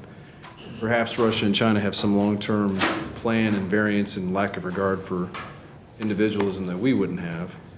You can see the difference. And they talk about the unity of command in the military, that being largely adopted, I think, from a British model or other Western models, but the unity of command and valuing everyone in the chain below you, and then reporting to one person. And I think it's, my brother bores me to tears about it. So I'm like, it's important that we all have someone to report to, and that we have efficacy in a process and feel a part of it, and that we can impact it. So I don't quite know what you all do, but I just want to add that and say thank you. I would like to add, so there is a curriculum that comes along with the Collegiate Leadership Competition. It's what we use in our leadership program that we offer every spring or every semester.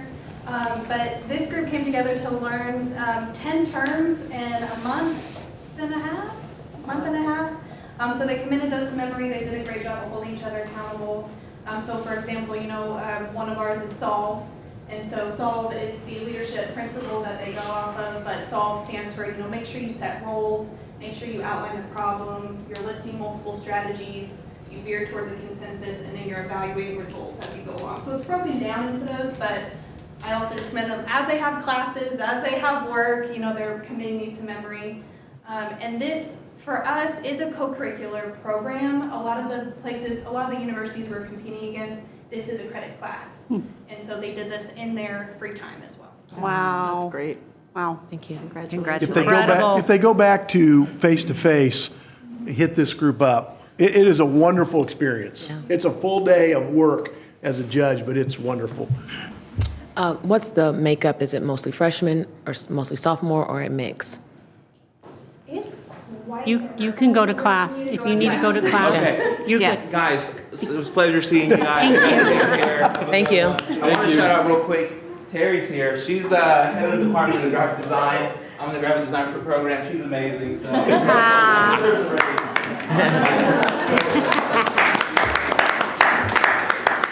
Yes, so to answer your question, it is a variety of times. A lot of the four-year universities, they will send multiple teams, and so it may be their junior, senior teams, and then their freshman, sophomore teams.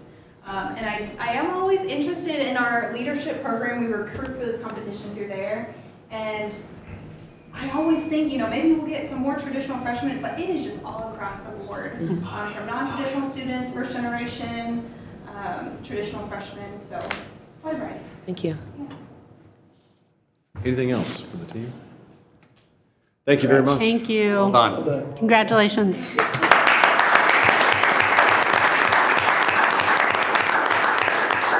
Next, we have Dr. Mickey McLeod.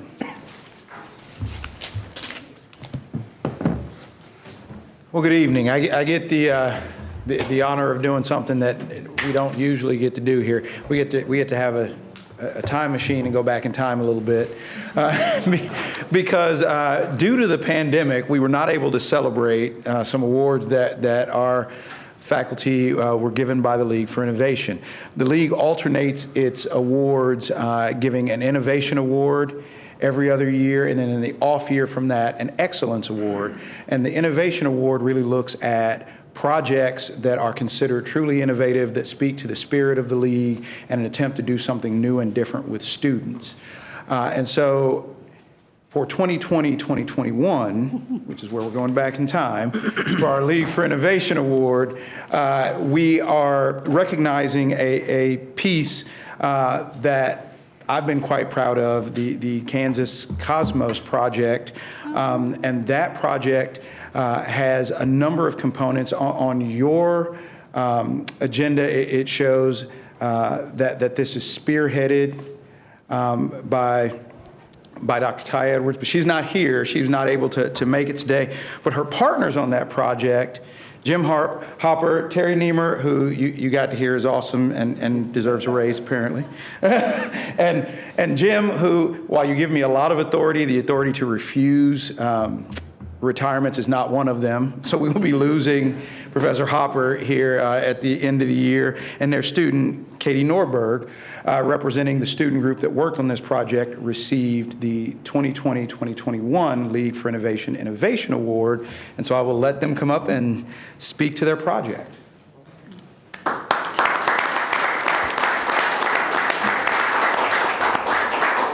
Good evening. My name is Jim Hopper. I'm currently the chair and professor of web development and digital media. Terry and Katie will get a chance to speak, I promise, no matter how difficult that is for me to step aside and shut up. So I'll try to get started. This will be one of the few times that you'll be asked if you want to open up your phone, your laptop, your computer. kansascosmos.org is the web app that we built. And I use the term web app to let you know that this is something that can be gotten to if you've got a web connection, internet connection. If you're someplace where you don't have an internet connection and you've been there once, you still have access to it to be able to play with the Kansas Cosmos. The idea of the project was we took the solar system and put it within the state boundaries of the state of Kansas, with the sun being the only place it could possibly be, Johnson County Community College. This was a project that was done through the honors program in collaboration with the astronomy program, Doug Patterson with Kansas Studies, Dr. Edwards, who apologizes for not being here. She is in Manhattan representing the college at another event. Terry's graphic design program, and the program that I tend to be the most proud of, the web development and digital media program. We built it with student work. They enrolled in the class. They were scholarshiped in. Students took roles. We did user research. We did product research, looked at things like the Route 66 app, and decided what was good about that, what wasn't so good about that. And as any good project is, we stole every good idea we could possibly find. It's the League. Future plans are to try to get this in conjunction with the Kansas Cosmosphere in Hutchinson, some signage across the state so that when you are traveling across the state of Kansas and you stop at Jupiter, which is coincidentally the state capitol dome, what are those points of interest nearby? And Katie will talk a little bit about a project she built with geolocation and some badging so that you can earn badges as you travel across the state of Kansas. The graphic design program those students did an absolutely gorgeous job building the graphics. So everything was built by students here at the college. And I will try to get out of the way and be quiet for a few minutes and let Terry talk. Oh, it's Katie.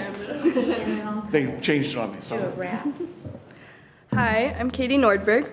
I'm a web development student here at JUCO, and like you said, I was recruited through the honors program when I wasn't even an honors student, but since then I have become an honors student. I have been on this project since 2020, and so it's all been virtual at home, which kind of works when you're in web development. It's kind of the best option. I have, like he said, I did some geolocation work last semester on making it more interactive, because right now we have lots of information, lots of great graphics, lots of cool, it's scaled down and you can see it and it's visual and it's awesome. But with this new update that is still, it's not quite out yet, but it's all ready to go, just waiting on some paperwork stuff. With this update, it'll be when you are physically traveling Kansas, you will be able to earn badges and have that displayed on your profile page. It's something I'm really proud of because I was able to push myself in ways that I wouldn't have done before if I weren't working on this project. It was really cool to get to be on a team with other people and have great mentors like Jim and Terry and Dr. Ty and everyone else on the project. But yeah, so I'll turn it over to Terry now. Thank you. It was really exciting to see a range of students. So from real new and some of the seasoned students, it stretched over 3 semesters. And the back end side of it that I'm so, I feel like we're so fortunate because we're in a career program here. And in the career programs, it's back to back. There's not a lot of wiggle room for the fun stuff. There's not a lot of electives. There's 1 credit hour of electives, and the rest of it is all about getting it. So everything that scholarships put together and honors put together so that other students could be in this, they were honor level, but they're not in the honors program per se, so they were for this project. And it stretched over 3 semesters, so it got to have depth and continuity and let's see, what are some of the other things? Working on the multidisciplinary team, which our field will be doing when they get out, from the technical sides of the web, but also the technical sides. We all did equations.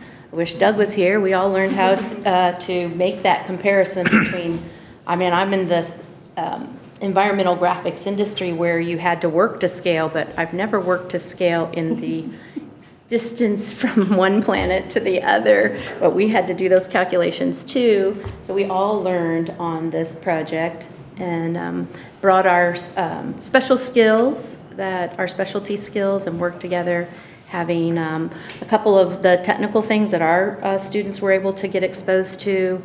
Besides the people and the subject matter, were a couple of industry applications we don't use yet, but in the real world you use Slack. So they were working through Slack on a project as a school project, and XD. So you just barely touched that at the end of our program, but they were 3 semesters in deep. So when they go out, they're going to have those applications that we learned from your all's department. Very cool. So I like to say from paper to pixel that we were able to go beyond with the learning that everybody was able to grasp. You know what's funny is this is the first time I've seen Terry and Jim in person. It's all been over Zoom. Real people. Any questions for the award recipients?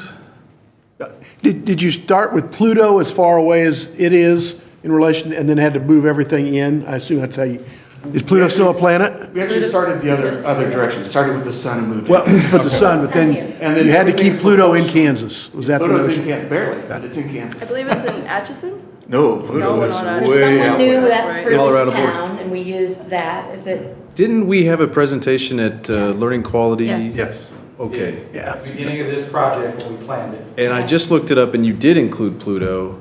And there's actually an article, several articles have been written recently, but one in the Miami Herald here on January 5th, 2022, that Pluto should be a planet, and so should 100 other celestial bodies, say a group of scientists that are ignoring the IAU that declassified Pluto as a dwarf planet. So Clyde Tombaugh is a KU graduate and from Kansas who discovered Pluto. So thank you from the bottom of my heart, including that. He is. Yep. We made sure that we highlighted Kansas residents, people in Kansas who are important through this astronomy system. So astronauts, Clyde, I mean, it's cool.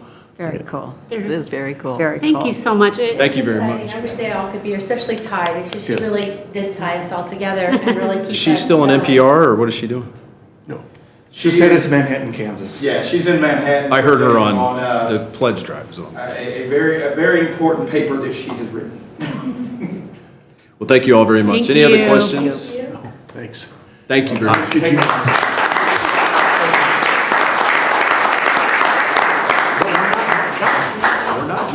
And then we're not done. I get my producers in my ear telling me we have one more, Dr. McLeod. That is correct. So we're going to take the time machine back to the modern day, and we're going to look at the Excellence Award for 2021-22.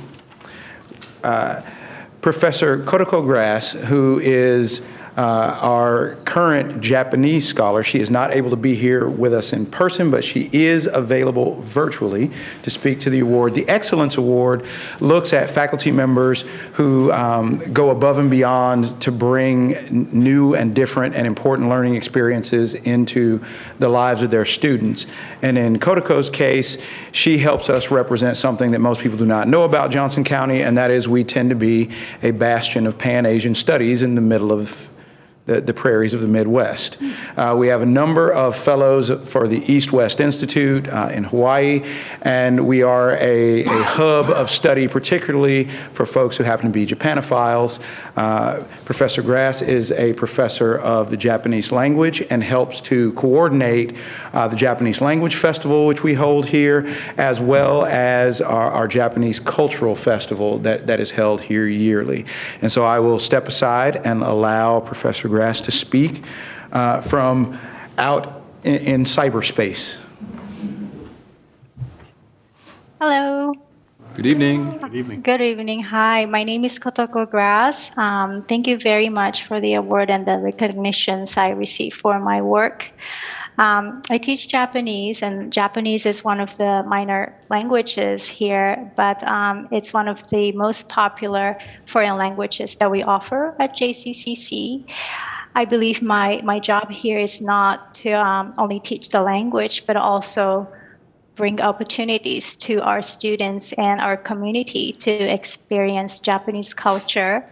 I've hosted multiple cultural workshops on JCCC campus, such as Japanese dance workshop, calligraphy, poem, and this fall, on September 11th, I'm going to host a Japanese drama workshop that is open to the public. And we should be very proud of our students in the Japanese program because we hosted a Japanese language contest on JCCC campus in March. And then contestants were from our peer universities such as KU, K-State, Kansas Wichita State University, Washburn University, and 24 JCCC students competed at the contest, and many prizes were given to JCCC students. So we should be very proud of them. And I would like to thank the college for allowing me to do what I do, and I will appreciate your continued support to internationalize our campus and our community. Thank you very much. Kotoko, you're welcome very much. We're going to applaud for you.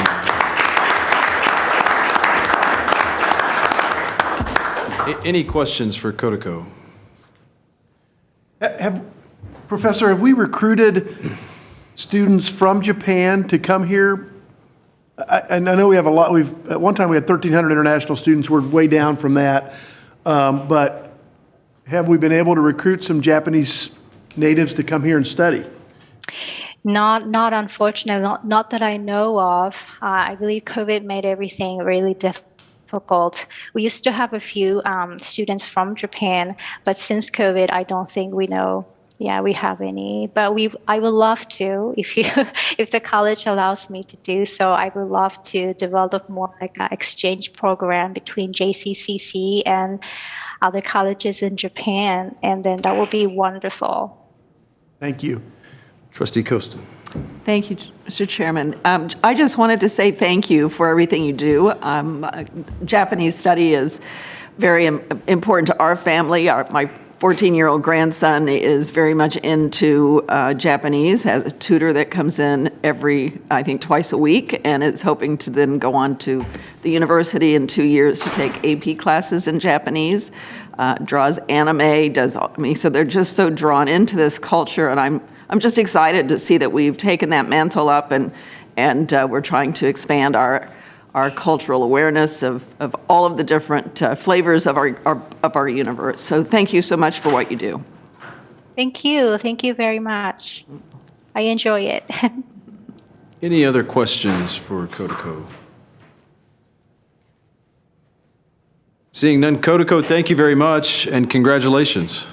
Thank you very much. You're very welcome.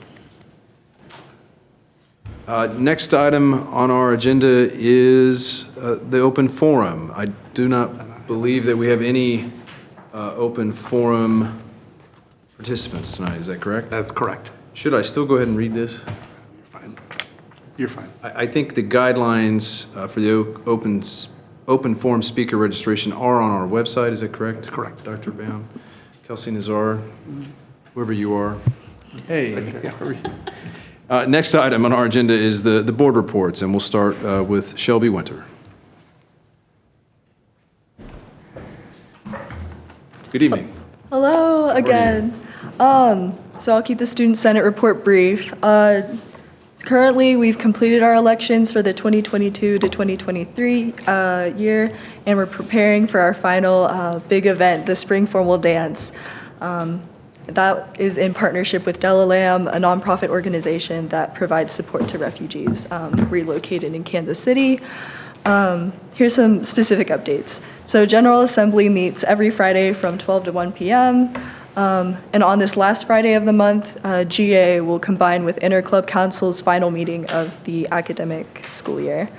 Some club announcements. During the GA held on Friday, April 15th, WAVES was approved as a new organization, and I am very excited to announce that International Club is organizing officers and plans to return to campus for the upcoming year.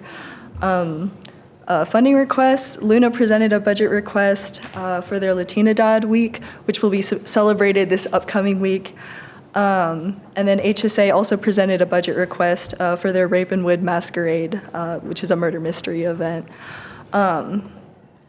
And then finally, the results of the JCCC Student Senate Executive Board and Senator elections are as follows. We have our President, Daniel Gonzalez, our Vice President, Maria Palazuelos, our Treasurer, Carson Couch, Parliamentarian, David Omwenga, Secretary, Deborah Wairamu, and Senators, Andrew Snow, Brash Najulu, Koche Amadula, and Esteban Meraz. We would like to thank all of the students who participated in voting in elections. Final point, JCCC's Spring Formal Dance Around the World in One Night will be held this Saturday, April 23rd from 7 to 10:30 p.m. in the CTEC and possibly COMS, weather permitting. And then we have raised over $600 so far for Delalam, our nonprofit partner for the dance. I will be taking any questions. Any questions for Shelby Winter? How are the ticket sales for this fancy event that you all have put together to honor those that couldn't get their formal dance in high school, which I love. I think that's a fabulous sentiment. I was going to say, I'm so excited. Yeah. So we had 250 RSVP spots available. Last I checked, I think we had like 17 spots left. So we've definitely like reached out, and a lot of people have been super excited about the idea, telling their friends. So we're very, very excited for this weekend's turnout. Well, thank you for the update on your next year's leadership. I'm happy to have the gentleman back in leadership. However, it has really been an honor to see you all as women lead the way this year and have a really great synergy and creative ideas that have benefited our campus and our students. So thank you so much for your leadership. Thank you so much. And I think it's Maya Lawrence, correct? Yes. Will you tell her I absolutely cannot operate the link? Okay, I will let her know. I will let her know. I cannot do it as a guest. I forget my password, and I can't operate without my paralegal. And you can ask Terry Schlich that. So. Okay. So I apologize for the delay in that commitment, but it will be there. So if you tell her I can't operate the link. Okay. I just thought I'd own it here publicly. So Shelby, thank you. Any other questions for Shelby? Shelby, two things. One, I just want to say congratulations. We talked yesterday, and you said you're going to UMKC. So congratulations to you. Thank you so much. And much success. I know you'll continue to be a leader. Secondly, at foundation meeting, you passed this around. If anyone wanted to make donations, do you have additional copies that people can use? I forgot to grab some extra copies I'll tonight. pass it around, but, folks. Just make sure I get it I back. appreciate it. Make sure I get it back, because I gotta donate. If you want to make donations for Della Lamb. Just take a picture and give it back to Dawn. Any other questions for Shelby? Shelby, thank you very much. Good luck. Thank you. Our next report is from our college lobbyist, Dick Carter. Thank you, Mr. Chairman. The legislature has been on break since April 1, and just today, the House and Senate Budget Committees returned to Topeka to begin discussions on the omnibus bill. In fact, the House just completed its discussion moments ago, and they will return on Monday. I'm assuming that he's helping with some tech issues because I can hear me coming back through you guys. We can hear you. I can hear me too, twice. I'm only good once. Okay, so talk in the hall is that leadership would like to see a brief few-day wrap-up session, but most are suggesting that the legislature will be in town for at least 2 weeks based on the amount of time that it will take to develop and pass an omnibus budget, along with some of the other things that will be going on while they're here. The 90th day would be May 11th. We have a 90-day session in Kansas, and so should they use all their days, May 11th would be the 90th day. That doesn't mean they have to stop then. They can continue on beyond that. They can also complete their work before May 11th. And so because it's an election year for the House and statewide seats, I do know that there is a push to get done early. We'll see what happens. Before adjourning, the legislature passed a mega budget bill. That did not include K-12 finance. That will need to be finalized during the omnibus. But the governor did sign that budget bill this week, line item vetoing only a couple of items, one of which was a $200,000 engineering program at Benedictine, and then a proviso regarding legislative participation in the Capers retirement plan. I mentioned the piece about Benedictine specifically because we were the winner of a line item budget item in the budget. And so the fact that another institution, we've never really seen that happen before. It's kind of like an earmark process almost. But the fact that one of the private institutions in the state was vetoed, we're waiting to see what the follow-up is to that particular piece for what might happen in the omnibus. The state budget also includes a 5% pay increase for state employees, something that they haven't had, whereas many other folks across the state, be it in municipal service, college service, whatnot, might have been receiving pay upgrades over the past couple of years. That's a fairly significant pay increase for state employees. With regard to the budget, specifically as it relates to Johnson County Community College, we would see around $5.3 million new dollars coming to the college as a result of the budget that is passed. Some of that is money that comes out of Senate Bill 155, additional dollars. It comes from tiered and non-tiered money, and dollars in the capital outlay line item in the veto. It also includes the $2.5 million match, one-to-one match that we would use for expanding the CDL program. Yesterday, the Consensus Revenue Estimating Group met to review the state receipts and sort of handicap future anticipated revenues. This process is also important because it helps legislators figure out where they need to be as far as tax cuts are concerned, how much they have to spend in the omnibus, items like that. No different than the budget discussions that you had a little bit earlier in the workshop when you're talking about what some of those impacts look like. When you're talking about what the county revenue neutral rate looks like, things like that. So the group said that there would be about a $340 million increase in receipts over what was projected in November 2021. That's the last time that group met. Earlier projections indicated about $1 billion in an ending balance. That number is likely swell to $1.7 billion in the current year. This revelation gives new life to the push to eliminate food sales tax and reduce individual income tax obligations. It also opens the conversation with regard to additional spending, if you will. Food sales tax, and I'll talk about this a little bit later, but that's one of the big ticket items that's still on the table. There's a couple of different approaches. The one that is currently in a conference committee report is, we could call it a glide path. In the next calendar year, food sales tax would reduce to 4%, the following year 2%, and then 0 in the third year. The other option would be to eliminate it altogether. And I think that's going to be the conversation that occurs once legislators return next week for the veto/omnibus session. Current projections indicate that a complete elimination would be about an approximate $402 million impact on revenues that are coming to the state. The governor did sign a tax cut bill. That bill was Conference Committee Report 2239, and Rachel talked a little bit about what some of those revenue neutral pieces look like in budget development. That was contained in changes, rather, or updates were contained in that Conference Committee report.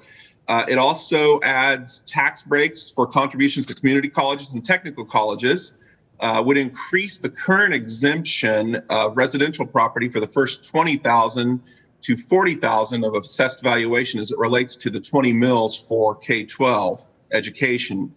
There would be no fiscal impact to the college with regard to that increase in the exemption.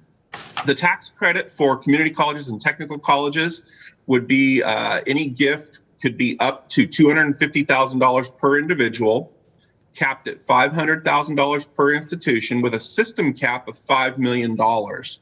And then I already talked a little bit about the revenue neutral rate pieces. Essentially, it would allow property taxpayers to appeal to BODA if property owners think that the taxing subdivision did not comply with the revenue neutral rate process.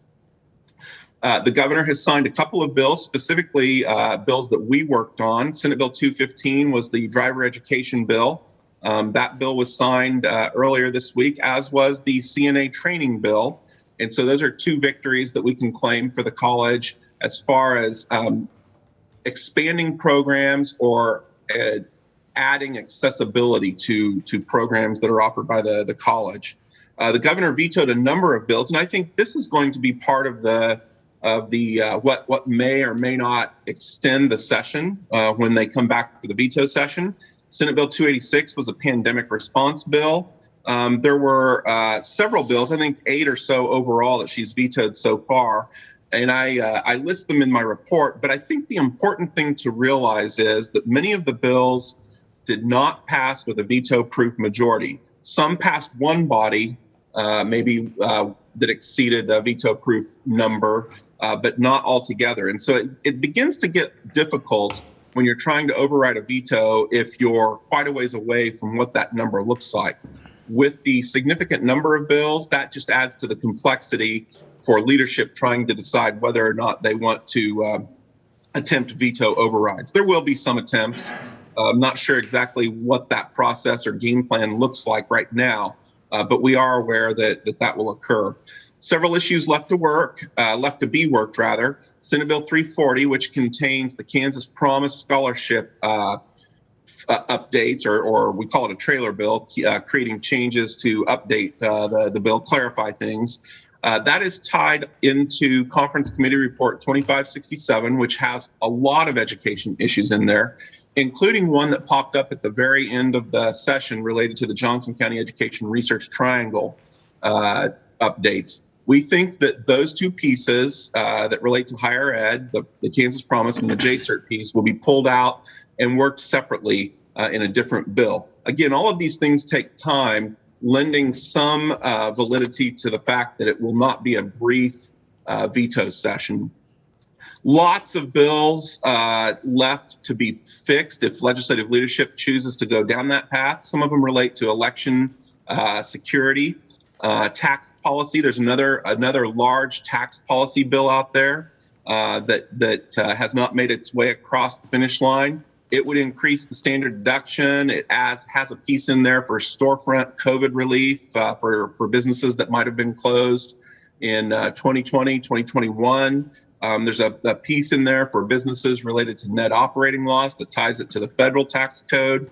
So there's some big pieces still out there with regard to tax policy that have yet to be worked through the process. Food sales tax is another one of those things, and we talked about that a little bit earlier in the report. Still conversations ongoing about sports betting, medical marijuana, the education budget, and then finally, we're still waiting to see what the Wyandotte District Court decides on congressional maps. Certainly, there will likely be a, how do you like that? Certainly, there will likely be. There's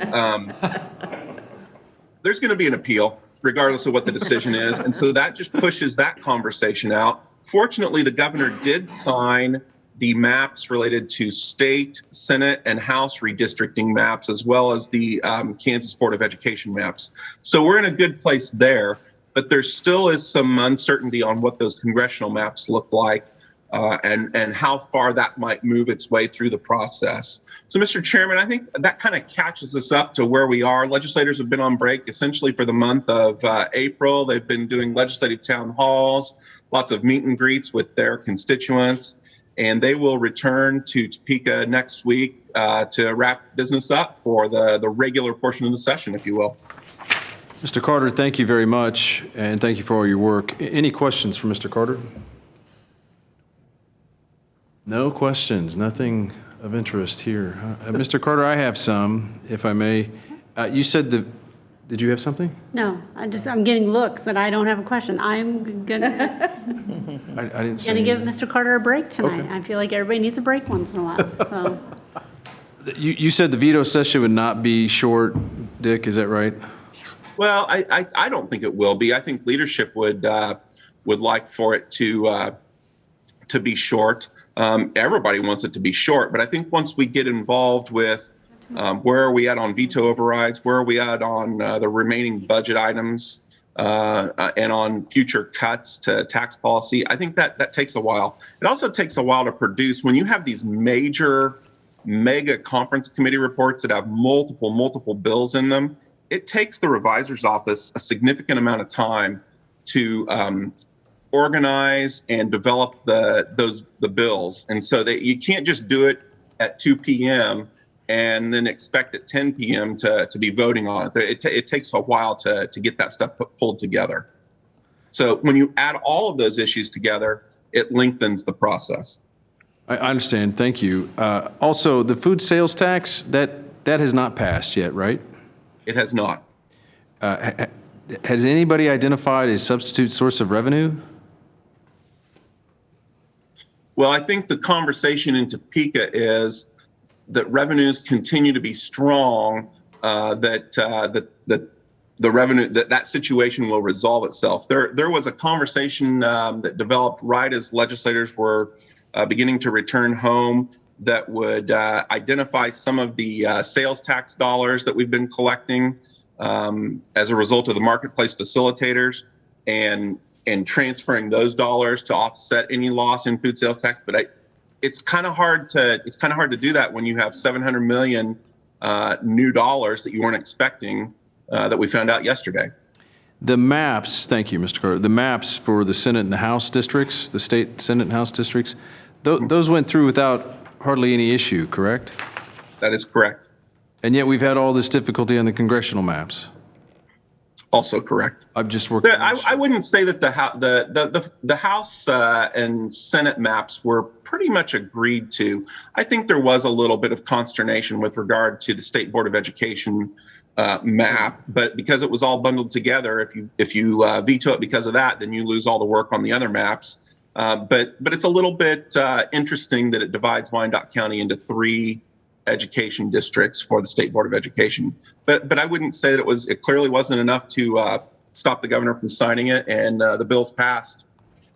Thank you for that. And finally, I just would like to say thank you for all your work, I believe with Heather Morgan and KCCT and Trustee Ingram, and you guys have all put in a lot of time there this session and protected our interest and that of the community college movement in Kansas. So I just wanted to add that, and unless anybody else says anything, I'm getting the head shake from Trustee Musil like I'm supposed to throw a different pitch. So I'm going to move on now and say thank you, Mr. Carter. You're welcome. The Faculty Association, Dr. James Leiker is next. Well, this month's report has special significance for me, seeing how it is my last.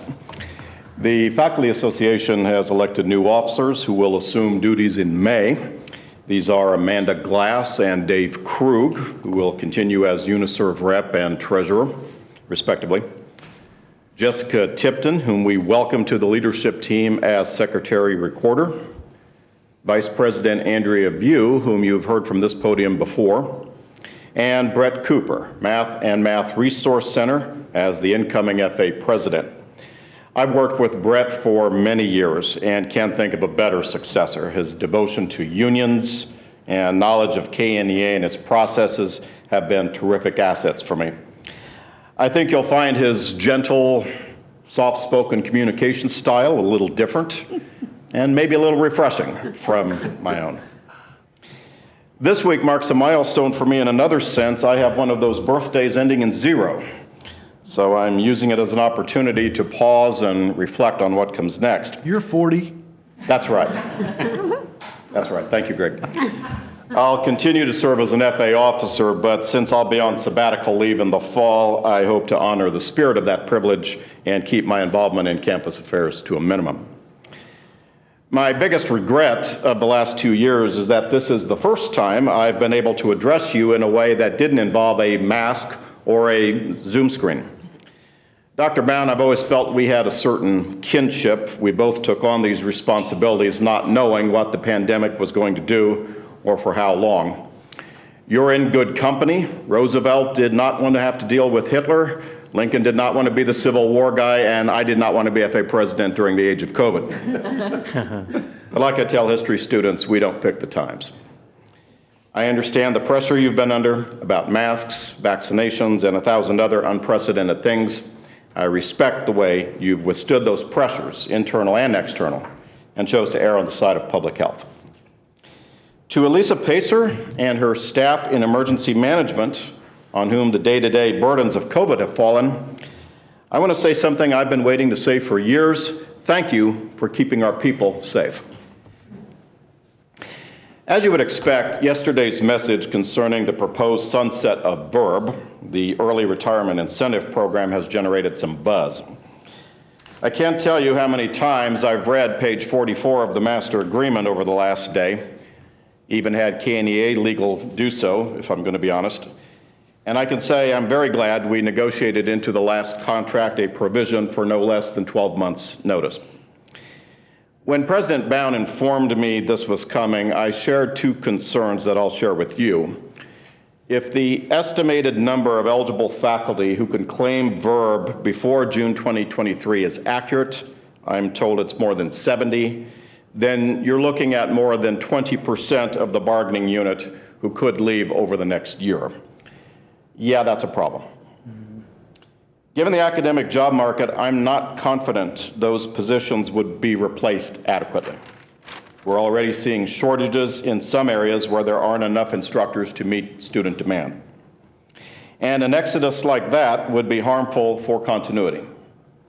We have a few departments where all or most of the full-time faculty could retire because of this deadline, leaving no one or 1 or 2 probationary people in charge. The retirements we've already had have caused the college to lose a lot of institutional memory. Maybe it's just a consequence of the milestone I hit this week, but as new people come aboard with no sense of how we got here, it feels like the same issues keep cycling back again and again in repetitive and non-productive fashion. So for those reasons, I'd like to request a consideration of alternatives, perhaps a sunset in 2 years rather than 1, or a gradual phase-out plan. However it goes, I expect the conversion of unused sick leave will be a discussion well into our next negotiation in 2024. Earlier today, I sent you a statement from the FA Executive Council authorized by our members outlining our principles of academic freedom. This statement is mostly supplemental of the academic freedom policy, which appears on the college website, but it is not identical. Ours is more specific. It places greater emphasis on faculty rights and takes into account the recent political climate, where we've seen a prohibition on the teaching of certain ideas and materials in public schools. I won't read the document here in its entirety. However, I will point to 2 tidbits, starting with, quote, the rights of faculty to create, modify, and evaluate curriculum through established processes in manners which reflect disciplinary expertise. In other words, when a controversial subject is taught, have a little faith in the folks with advanced degrees in those subjects, because after all, that's what you're paying them for. Second, we urge you to oppose proposed legislation that limits the college's ability to offer classes of its own choosing as developed in accordance with our policies and procedures. Do I think that's being done already? Yes, mostly. Do I think we're facing an imminent problem here? No, not necessarily. But in light of unfair actions taken against colleagues at other institutions, we wish to be proactive. Therefore, I ask that you read our statement carefully, if not to vote on or formally discuss it, at least to understand our principles as a way of establishing good dialogue with the Faculty Association. That brings me to a topic with some timeliness for you. I followed your conversation at the last Committee of the Whole regarding the pros and cons of that structure with interest. I've certainly seen the benefits, as many of you pointed out, of getting trustees on the same page with sharing of information and more efficient use of staff time. I also heard concerns that it doesn't allow for faculty voice to be heard very well, and I agree. The previous subcommittee structure wasn't perfect, but it did permit better sharing of different perspectives, especially from folks who do not serve on executive cabinet. Committee of the Whole being a more tightly controlled process with few opportunities to bring up concerns in the moment, it's fallen to the FA president, myself, to save all of those concerns of the month and bring them to this public forum where you've naturally been taken by surprise. For some time now, I've thought college communication is like an upside-down pyramid. Our challenges are wide and complex at the base, but by the time it reaches your level, after so many filters, you have a small, often simplified point of information on which to rest a weighty decision. If there's a set of words I wish I heard less, it's the phrase chain of command. Reporting protocols, yes, but chain of command, that's something you get in the military, not in an institution of higher learning. Besides, I'd like to assert that noisy faculty are not the problem you need to worry about. It's the opposite that should concern you, of what happens when instructors feel too apathetic to speak up because they've concluded that making improvements means making waves, and they're unwilling to do either. I'd like to say that doesn't happen here, but sentiments like this are becoming more common. Quote, every time I suggest something I think is innovative, I get a dozen reasons why it can't be done. I prefer to be left alone to teach, which is what they seem to want from me anyway. I know it's easy to dismiss that as simply the words of somebody who didn't get their way. I hope you don't go down that unhelpful road. I've worked enough complicated issues the last 2 years to know nothing is one-sided. Yesterday, I left some parting words for my colleagues on the FA listserv to the effect of the opening of mouths to complain needs to be proportionate to the raising of hands to volunteer. I'm asking you, but mostly I'm asking the people who report to you to do their part by taking us seriously when we bring ideas and concerns. There are plenty of examples of where that's being done well, and you heard some of those tonight. And others where not doing so has proved costly. You're all invited to 2 upcoming events. My friend Dr. Allison Smith from Art History coordinates an excellent program called Noon at the Nerman, in which faculty, staff, and students speak on works of art in the collection. Back in 2011, a Paris sculptor named Jean-Paul Reddy was an artist in residence here. I took him and several others on a trip to Kansas's Flint Hills. Jean-Paul found the landscape and big horizons there so inspiring that he did a sculpture titled Prairies, which to my shock he gave to Cherie and I. There's no room in our house for something like that, so we in turn donated it to the Nerman Museum. Next Wednesday at noon, as part of Allison's series, I'll be speaking on that piece, newly installed on the ground floor of the Rainier Center. Show up if you can. And after a hiatus of 2.5 years, the FA will host an end-of-semester party. This will be on Friday, May 20th, graduation day, from 4 to 10 at the Quivira Falls Clubhouse, a short distance from the Campus Drive exit. We'll be honoring the retirees who have left since 2020 and enjoying food and beverages while ducking into and out of commencement ceremonies.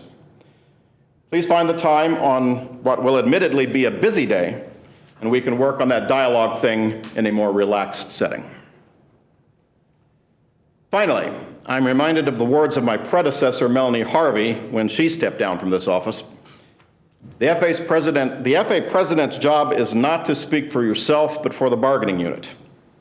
I've tried to do that, and now that I don't have to anymore and feel pretty good about it, it's possible you'll see me back at this podium sometime during the public comment portion saying what I actually think, but not until after January. And with that, I am ready to begin my long-awaited descent into irrelevance and obscurity. Thank you for listening. Thank you, Professor Leiker. Any questions for Dr. Leiker?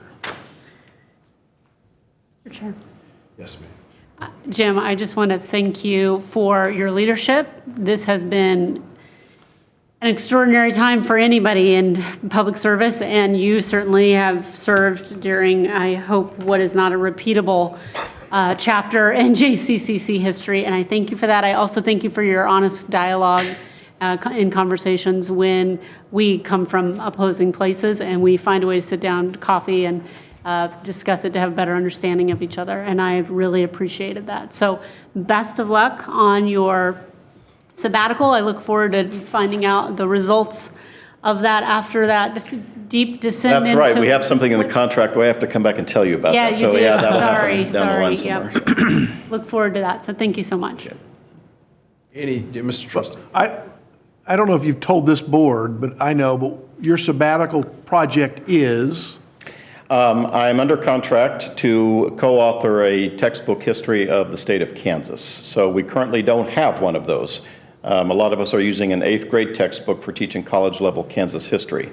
The sabbatical is actually not the writing itself, which I hope to have done through the summer, but to set up a website perhaps, have some supplemental materials, find maps, design some graphs, tables, and so forth, and make it a true teaching instrument. So I'm working on something that hopefully will be readable by lay audiences and people just with an interest in the subject, but also something that's usable for the classroom. Can you say that again? I didn't go to the University of Virginia. Sorry, what's your project? I Really? was taking notes on something else. You can rewind the video. It's a book on the... Okay. I'm working on a history of the state. Textbook on Kansas history, I that's thought why. that's what he said. I've got something to add. Yeah, Thank you. I'm very interested. Just the history of the whole state, that's all. Yeah. Really? We'll get to my comments. Do you have anything? But we share an interest in history, and I want to thank you for your service too. And we've sparred, I hope, and we've broken bread a number of times together. And I hope it's been evident that we can disagree without being disagreeable, and that your perspective has always been something that has caused me to think and to reevaluate. And even when we disagree, I think we do it. I know I do it with a level of respect. I'm not going to impose that on you, but I think that's true. And it's been not only intellectually stimulating, but fun. I don't consider you an enemy, but more of a friendly adversary. Who are you co-authoring with? Dr. Krista Nepps from K-State University. Okay, very good. Mr. Leiker, I have enjoyed our meetings together. We just met during the campaign trail, but you entertained a lot of my questions, and you were always a welcoming face when we'd see each other at events, so thank you very much. You're welcome. Mr. Chairman? Yes, go ahead. Jim, I'm going to ask a trick question. Uh-oh. When does the beginning of Kansas history begin? Never ask a historian the beginning of anything. That's one of the things we debate constantly. In fact, I would argue the concept of a beginning is kind of a myth. That's an evasive academic answer. Way to get out of that. That was good. That was very You know, in good. law school, they teach you never to ask a question that you don't already know the answer to. In professor school, they teach us never ask a question to which there is an answer. So.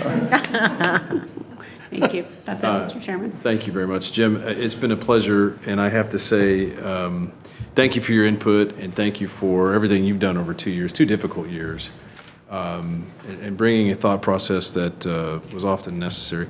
Kansas history, it was Craig Miner, who I believe was a neighbor of my mother-in-law's in western Kansas. He teaches or taught at Wichita State? Yeah, he did the last history of the state around 2002, I believe. Yeah, it's terrible.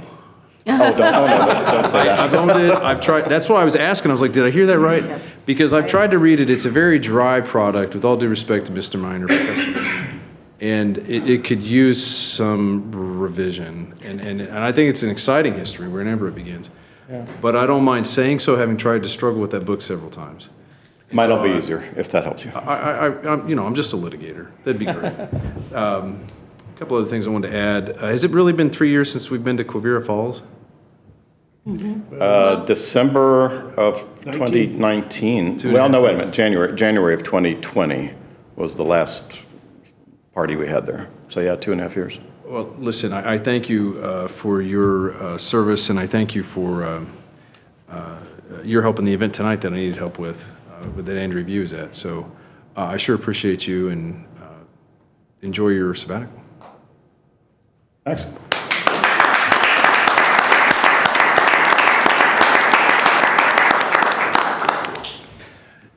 The next item we have is the Johnson County Education Research Triangle, and I believe I'll be giving that, Trustee Musil will be giving that report tonight. I'll be quick. The first meeting I will attend as our liaison is this coming Monday, which unfortunately conflicts with Committee of the Whole. So we start at 8 at JCERT.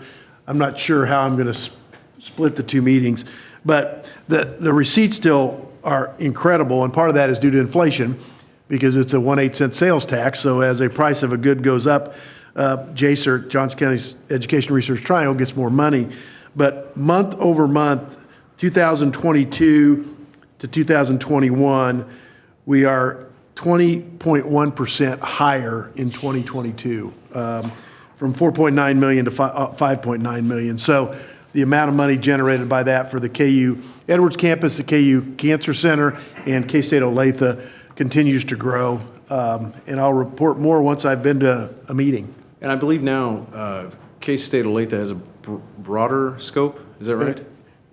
No, part of what Mr. Carter was referencing is an effort by K-State Olathe to broaden the original legislation, which limited K-State Olathe to food security and animal science, and to allow them to have some more programming there that I think the goal is to make it non-duplicative, non-competitive with either the University of Kansas graduate 4-year programs or certainly the 2-year programs that are done by community colleges. But it's clear that that narrow focus of K-State Olathe has made it difficult for it to succeed the way anybody envisioned. So that's still in the legislative process, and I think Mr. Carter referred to that being pulled out of the broader education bill to address 2 higher education issues, one being the Promise Act fix, and the second one being what is the proper scope of JCERT authority for K-State Olathe. But that's in the work for them, correct? That they may have a broader scope through which to operate off of JCERT. That's the goal of the proposal by K-State. That's exciting. Yeah. Truly. If I could just, so everyone understands, the concerns have been raised from a community college standpoint is, staying out of, if you will, the sub-baccalaureate space, the space that community colleges, technical colleges are tasked with. But I will also say that a healthy, vibrant K-State Olathe is good for Johnson County Community College and good for Johnson County. And so, it's important that for K-State Olathe's role in higher education in the state of Kansas, that expanding programming opportunities, I can see why they value that, and that will be beneficial to us as it will create more and more transfer opportunities for our students within Johnson County. I completely agree, and I caught perhaps Trustee Musil off guard. That was not my intention. I wanted to promote the issue and the opportunity because as someone who now represents still majority farmers in my practice, learning agriculture as a liberal arts student was a trick, and frankly, a thrilling one. But I think it's good that many more of our students have some understanding of what's there and the opportunities there. And I mean it truly, that's a good opportunity. As I've often said, if you're going to complain about K-State, don't do it with your mouth full. We feed you. But K-State Olathe also has a new Chief Executive Officer, Ben Wolf, who was previously at KU Edwards campus. He knows Johnson County. He knows the Kansas City region. He knows how to create programs that are relevant. He's helped KU Edwards campus create new undergraduate and graduate degree programs. And so he starts, I think, officially June 1. And I know that Dr. Linton, the new K-State president, is also going to appear at Monday's meeting, either in person or by Zoom. So there are some changes for K-State Olathe that I think bode well for the future. And before I take any further questions, because I enjoy this subject, I don't know that I've ever said this to you. Is Howard Schellenberger and Bobby Bowden that launched the Miami-Florida State rivalry in the late 70s and just began promoting that rivalry. So even if you, or I know you don't, but anybody suggests I might be disingenuous as I wear a KU tie and a purple shirt with a K-State mug, at a minimum, the rivalry helps promote the institutions, and that was the goal, I think, of Schnellenberger and Bowden, was just to promote the rivalry, bring more attention to the state, and I think it's a great, great thing. So I just wanted to say that. Who could disagree with that? Not me. Thank you. Anything further, Mr. Trustee, in your report? Not unless there are questions. Any questions for Trustee Musil? Seeing none, the next item, thank you, Trustee Musil. The next item on our agenda is the Kansas Association of Community College Trustees by Vice Chair Trustee Nancy Ingram. Thank you very much. We did meet in person in Junction City at the Geary County Convention Center. That was held on Friday, April the 1st. We had 15 colleges in attendance, and it was the annual PTK, which is Phi Theta Kappa, honors banquet, where we honored students, and we honored President John Masterson from Allen County, who was recognized for his tremendous 40-year career dedicated to community colleges. So it was a lovely event. Heather Morgan, our executive director, provided the group a legislative update and budget update, which we appreciate from Mr. Carter, who updates us 3 weeks later. It was announced that April is Community College Month, and Heather's review will be taken care of as of tomorrow. We have all 19 colleges participating in that review process, so we appreciate you, Dr. Bound, participating in that as well. And the next KACCT meeting will be held June 3rd and 4th. It will be in Colby, starting at 3 p.m. on June the 3rd and ending at 11:30 on June the 4th. And that concludes my report. Thank you, Trustee Ingram. Any questions for Trustee Ingram? I will note that Vice President Randy Weber was there and helped congratulate his mentor on his retirement and provided me a pin, the Ukraine pin at that event. So I thank Dr. Weber for that. And unless there's any other questions, we'll move on to our next item. The foundation report by Trustee Rattan. Yep. Our recent meetings were on April 7th. We had the Some Enchanted Evening Steering Committee meeting. And please mark your notes for November 12th for the Some Enchanted Evening event. The Foundation Board of Directors met on Wednesday, April 20th, 2022. The 22-23 Foundation Board slate was approved. Beth McCown, Katie Fitzgerald, and Kurt Saylor were recognized for their service to the board. Our upcoming meetings and events are as follows. Foundation Investment Committee. The Foundation Investment Committee will meet on April 26th. It includes a special presentation by Jay Antle on ESG investing. The Foundation Annual Luncheon will occur on Tuesday, May 17th from 12 to 1 p.m. in the Capitol Federal Conference Room. The Foundation Executive Committee will meet next Tuesday their next meeting will be on Tuesday, June 21st, 2022. There is an update on the JCCC Foundation Executive Director search. The committee met and they have completed their initial interviews with 5 candidates, and they've chosen 2 finalists to bring back for second interviews, tour the campus, and meet with Dr. Bound. We're fortunate to have several great candidates to choose from, and the process has gone smoothly. An offer is expected to be made by the end of April, and we're excited to bring our new executive director on board. Does That's that it. conclude your report? Thank you, Trustee Mr. Rattan? Chairman. Yes, thank you very much. Any questions for Trustee Rattan? Did I say it wrong? No, sorry. I keep saying Rattan. I apologize, Trustee Rattan. Any other questions? Seeing none, thank you, Trustee Rattan. Our next item will be a collegial steering report by me. The Collegial Steering Committee met on April the 8th, 2022, next door in the Spear Conference Room, and we discussed basically the purpose of collegial steering and some other issues that I think went well, and I don't know, Dr. Leiker or Nancy or Dr. Bound, if there's anything of substance to report other than we met.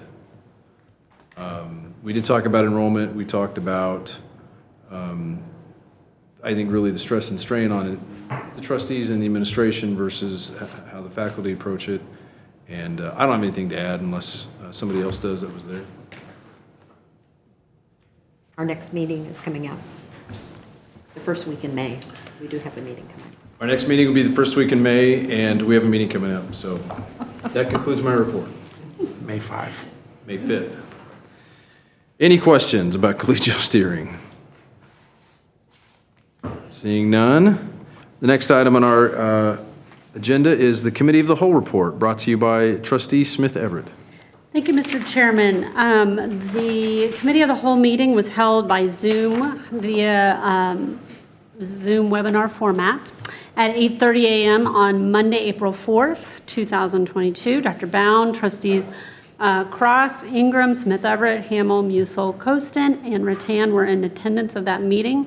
Mr. Chairman, I was going to ask you and the rest of the board if it would be okay, just with respect to time, if I don't read about each of the things we covered, but instead give the bullets of that meeting since we were all there, if that's okay with everyone present. And I certainly have no objection. Okay. Hearing none. Thank you, Mr. Chairman. So we covered at that Committee of the Whole meeting, we did cover a strategic planning initiative about diversity, equity, and inclusion, our strategic risk management and mission continuity update, and a review of our Committee of the Whole. And so I do have one recommendation that comes from that committee. It is the recommendation of the Committee of the Whole that the Board of Trustees extend the Committee of the Whole pilot through August 2022 and appoint myself, Trustee Musil, and Trustee Rattan to serve on an ad hoc committee to review, study, and recommend a board committee structure for implementation no later than September 30th, 2022. There's been a motion. I would rather not make, I was not going to make that motion because I am on that ad hoc, so I was going to ask someone else to make that motion. So moved. Thank you. I'll second it because I'll I can't second. wait to be on that committee. Thank you for serving. All those in, excuse me, any discussion on the motion? I have a question. Trustee. Just a question, and this will be a surprise, so I'm just going to preface it that way. Are we planning to go back to in-person Committee of the Whole? I haven't given it any thought other than when you asked me, I think, earlier this week. Oh. Quite candidly. I haven't discussed it with Dr. Bound yet. We met yesterday, he and I did. That's fine. I just think prefer Zoom, quite candidly. I think we've discussed that. I know you prefer, as we've discussed, in person. I could be swayed to compromise if you're asking my thoughts. No. I just didn't know if there had been further discussion. That's fine. No, I try not to do things without you. Thank you. No, honest to goodness, there has not been any discussion, and I think it's a good point to discuss now, if we may. I certainly would welcome thoughts since we're a public board. I think now would be the time. Does anybody have any thoughts on meeting by Zoom or by in person? We can discuss it on Monday. That's fine. I'm not trying to continue. I want this thing to go all night. We're doing all right. Please. We're well on our way. Remember, I have to move. I rescind my question. Let's just move on. If I may, It's a Mr. good Chairman, question. I think I it's do a not good mean to question. neglect Yeah. And I'm sincere, like, I'm asking, like, my preference would be to have it Zoom. Trustee Ingram makes a compelling case in the coffee I had with her last week, or earlier this week, I forget. That she'd like to meet in person to be able to speak with you human beings and further relationships. So I could see rotating it perhaps. I would pitch you and compromise perhaps. Because I mean, Zoom is a limited medium. I will concede that. So, I mean, those are my thoughts. I just thought I'd offer. Is that something that committee could consider when you meet? I don't know that that was within the concept of the ad hoc committee to figure out committee structure. I'll speak to this. Zoom is easier and more convenient because nobody has to drive to campus for a meeting. However, I think it lengthens the meeting and reduces the interplay among the board members. And so I would prefer, and going back to the old system, which we'll talk about in the ad hoc, we were coming on campus for 2 committees a month, at least, and spending that time. So we're really not spending more time than we would have been before, and we've become used to Zoom as a convenience. But I really think after the last one, and we had a great discussion at the last Committee of the Whole on Zoom, but it lasted longer than it would have, I think, if we were in the room together. And I don't think it's as easy. I don't think it's as easy as to evaluate that when you're on Zoom, to evaluate where people are coming from.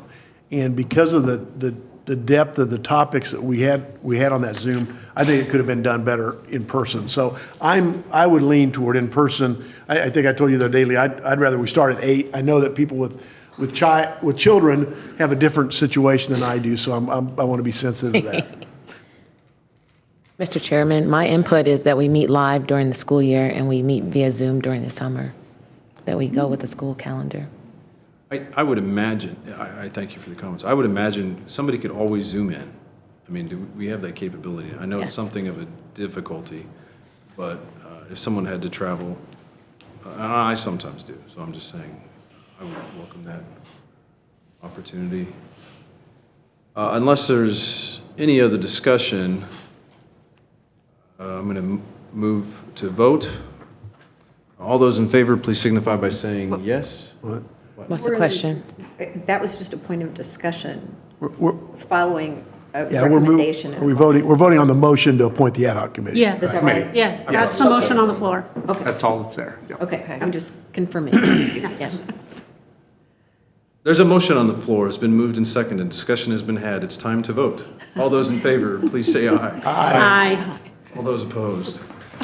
The motion passes unanimously. Trustee Smith Everett. Thank you, Mr. Chairman. Now we are going to move on to a series of recommendations that we will make quick and expedient. Can we Want to combine? combine the policies into one? I would love to ask this board and you, Mr. Chairman, if you would be okay if we combine our service of alcoholic beverage policy 217.06 found on page 4 and 5 of your packet, employment recruitment and selection policy 41401, page 6 and 7 of your packet, performance reviews policy 422.01 found on page 8 of your packet, mandatory training policy 422.02 found on page 9 and 10 of your packet, confidentiality policy 424.01, page 11 of your packet. Do I need to keep going on? Can I just say, and the rest listed here on our agenda, or should I list each one separately? I want to be above board, but I want to. Pardon? There's just one more. There's just one more policy. Substance abuse. I have. Substance abuse. Okay, I have 4 more listed, but substance abuse and alcohol policy 42403, page 12 and 13 of your packet. Should we That's stop? the policies. I would stop there. Those are the Okay, policies. I see what you're, okay. I have no objection to taking those as a group for discussion and vote. Did you make a motion, Laura? It should be a motion. Yes, so it is a recommendation of the Committee of the Whole that the Board of Trustees accept the recommendations as listed, as I just listed. You would so move? So moved, yes. Is there a Seconded. second? The motion has been moved and seconded. Is there any discussion on this group? Seconded by Rattan, I think. Excuse me. Correct. Sorry, Mr. Chairman. Trustee Ingram, What if you have a question about one? do you have a question about I one? do. Okay. Which one do you have a question on, and we can I address have a that? question about the Employee Recruitment and Selection Policy 414.01. And the only reason that I just have a question, and I'm sure Leslie, Dr. Harden, you can answer it for me. But as I looked at that, the material changes, the recommended changes at an applicability statement and reference, as I read into the policy, I was looking at some of the specifics that were in the policy, and just, we've taken out a number of pieces to that policy. And the one that I'm just asking the question about is the appointment to position, which removes the recommendation to the Board of Trustees and the pending approval by the Board of Trustees. And just wondered why we were doing that. Absolutely. So Leslie Harden, Vice President for Human Resources. As you may remember or may not, you've actually moved that into the compensation plan. So the comp plan actually outlines that you approve and all hires through that process now. Okay. So as long as it's within the comp plan, that's when you get the notification in the packet. So it's still in there, it's just moved to a different policy. Thank you. Absolutely. When I read that, and I thought, I just want to question that movement. So, thank you. Dr. Harden, thank you. And as a reminder, in the Committee of the Whole work next week, one of the things that we will look at is the compensation plan. Thank you. I knew there was a reason. I appreciate the clarification. Thank you. Any other items to discuss? As moved by Trustee Smith Everett. Mr. Chair, Trustee. I'm going to use this opportunity. I have been uncomfortable since joining this board with the notion that we vote on every single personnel matter on the college. If somebody gets a raise from $14.25 an hour to $15 an hour, we vote on it, as if we know anything about it, as if we have any expertise, I think it stems from a tradition at the college that dates back to when the college started. The Board of Trustees has the authority by statute to hire and fire employees. I still think at some point we ought to be able to delegate that to the president and the HR director, and we should not be in the process of acting like I know whether Jim or Jill deserves a 75-cent an hour raise. And I think it just opens up questions to me. And so I don't know if anybody else has a question about that or whether there's an opportunity to review that. But I've never been comfortable with that, voting on something where I have no expertise, no knowledge, no facts, and am acting like I am doing something in the best interest of the college, other than it's a recommendation from administration. Let me go to Trustee Hamel, if I may, Leslie, and then we'll come to And pretty much everything you said, I agree with. I think it's more in place just in case something nefarious would happen. Not that it would, or not that we don't trust anybody here, but let's say some weird compensation happened and we would need to be liable for that as well, I think. And that's what it's for. And so I think it's more of a trust, but verify, and we're just trusting what's going on unless something weird comes across. I think that's a I'd like to safety hear from net, Leslie but go first. ahead. I have a response to that, Mr. Chair. Yes, go ahead, Leslie. Thank you. As we talked about just briefly, we approved the compensation plan last year. That is the very first time that you all have seen a compensation plan. You did delegate to that in that document that as long as we are within the compensation plan guidelines that you approve, that you do approve our hires and everything along those lines. Anything outside of the compensation plan, that is what we would submit for the board packet. The trustees all receive a report every month that outlines all of our hires, and those are all within the compensation plan that you have already approved. And so we will bring that compensation plan back to you on Monday at the Committee of the Whole, and you review that every year for approval. And part of the reason I bring this up is it is those outliers 5-7 times in my 11 years on the board when there is something on the HR report, the Human Resources report, that is individualized that somebody believes was wrongly done, and we end up trying to be a board, a hearing board in some sense, when we have policies and procedures we've adopted that give everybody certain rights to appeal that they're entitled to under state, federal, other law. And that's why I don't like it when we become the target of an appeal. And when it's on our agenda, then anybody on this board has the right to bring it up as an individual employee item. I just don't think that's our role in human resources once we've adopted the policies and procedures that we expect you and your team, Dr. Bound, to present. I belabored that too much now, but I think it's something that I'd like to have us look at. If I may, anybody else have any discussion on this? I would like to add, I think I agree with you, Trustee Musil, and I share many of your concerns as we have extremely limited knowledge of what's happening here. And that's not anybody's fault, it's just the nature of the beast.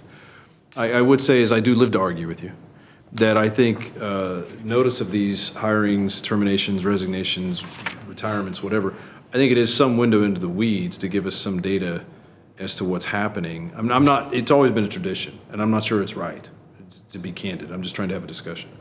And I would say, as a younger civic activist, it was interesting to look at political expenditures, right, to see what somebody did in a campaign. And it's broad and it's raw data, and it's sometimes hard to digest and understand, but it's nevertheless a window into what happened. And that's just me making an argument. I'm not sure that's right. I'm just offering that, if I may. I agree we should have the window. Yeah. I don't know that we should be voting on it. Because we've had It should be a report only, in my opinion. Leslie, do you have anything to add? Sorry, I didn't mean to ignore you. No, I'm good. Thank you. Thank you. Anything further? I believe we have a series of policy changes that have been moved Yes. to be adopted. Is there any further discussion on those? The policies. Okay, I thought we adopted those. No, we've had a motion and a second. We haven't voted yet. This whole time? Yes. Go Yes, thank you, Mr. Musil. Thank you, Trustee Musil, for it. I just had a quick. All those in favor, please signify by saying yes. Aye. All those opposed? The motion passes unanimously. Trustee Smith-Everett. Whew, okay, directing you to page 14 of your board packet, we are going to pick up with our recommendation for the CanRen membership. It is a recommendation of the Committee of the Whole that the Board of Trustees accept the recommendation of the college administration to approve the single source justification for CanRen membership for fiscal year 2023 through 2026 for an estimated amount of $1,350,386.27. So moved, Mr. Chairman. Thank you, Madam Trustee. Is there a second? The motion has been moved and seconded. Is there any discussion on the item? And I do listen to Trustee Musil. I think you would always say, like, we heard this and discussed it at Committee of the Whole, and this has been vetted by our staff with a great deal of trust and confidence at this point in time anyway, because it may not always be there, but it is now. We support this motion. Is all those in favor, please say aye. Aye. All those opposed? The motion passes unanimously. Trustee Smith-Everett. Thank you, Mr. Chairman. Moving on, our next recommendation is the recommendation of the Committee of the Whole that the Board of Trustees accept the recommendation of the college administration to approve the proposal from Alliant Insurance Services for insurance broker and master property insurance program services for a base year of $468,701 and a total estimated expenditure of $3,268,701, including the renewal options through 2027. And I will move that motion. Is there a Make that second? recommendation. Sorry. Second. The motion has been moved and seconded. Any discussion on this item? I am half blind, so I have to literally turn around. All those, seeing no discussion, all those in favor, please signify by saying yes. Yes. All those opposed? The motion passes unanimously. Trustee Smith-Everett. Thank you, Mr. Chairman. It is the recommendation of the Committee of the Whole that the Board of Trustees accept the recommendation of the college administration to approve the proposed Mid-America Golf and Landscape for the baseball field synthetic turf replacement in the amount of $614,951 with an additional 10% contingency amount of $61,495.10 to allow for possible unforeseen costs for a total estimated expenditure of $676,446.10. I will make that motion. Trustee Smith Everett has moved. Is there a second? I'll second. Trustee Joy Costin has seconded. All those seeing none, all those in favor, please say yes. Yes. Yes. All those opposed? The motion passes unanimously. Mr. Chairman, I am bringing my final recommendation for the evening from Committee of the Whole. It is the recommendation of the Committee of the Whole that the Board of Trustees accept the recommendation of the college administration to approve the low bid from Index Restaurant Supply for the purchase and installation of various commercial kitchen equipment replacements for a total estimated expenditure of $396,329. And I will make that motion. Thank you, Trustee Smith Everett has made a motion. Second. Trustee Hamel has seconded the motion. Any discussion on this item? Seeing none, all those in favor, please signify by saying aye. Aye. All those opposed? The motion passes unanimously. And does that concludes your report? Yes, Mr. Chairman, that concludes that report. I appreciate that. The next item, thank you very much. The next item on the agenda is the President's recommendation for action, and I believe we have the Treasurer's report. Trustee Smith Everett. Why, yes, Mr. Chairman, we do, and here I am again. I'll direct you to page 21 through 32 of your board packet for the Treasurer's report. The pages contain the report for the month ended February 28th, 2022. An ad valorem tax distribution of $3.9 million was received in March and will be reflected in next month's report. Expenditures in the primary operating funds are within approved budgetary limits.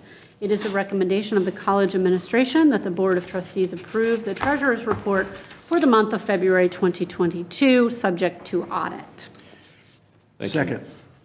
Thank you, Madam Trustee. Smith Everett moves. Trustee Musel has seconded the motion. Any discussion on said motion? Seeing none, all those in favor, please signify by saying yes. Yes. All those opposed? The motion passes unanimously. Now, does that conclude your report, Trustee Smith? Mr. Chairman, that concludes my report, and hopefully the last you will hear of me this evening, if we're all lucky. I think we have executive session. Yeah.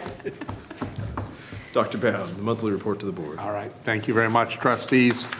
It's my pleasure to bring you a brief update this evening in keeping in line with the work we have been doing tonight. As you know, each time we spend a little bit of time with our student, and then we will jump into enrollment update, looking at both spring and summer. And then I want to talk about the search process, so you're aware of it, for someone who will step in behind Dr. Weber as he leaves us later this year to assume the presidency at Rogue Community College. And then I want to bring you up to date on one of the items that Mr. Carter referenced in his report in an opportunity for the state grant. So with that, there you go. There's Alyssa. Let's talk about enrollment.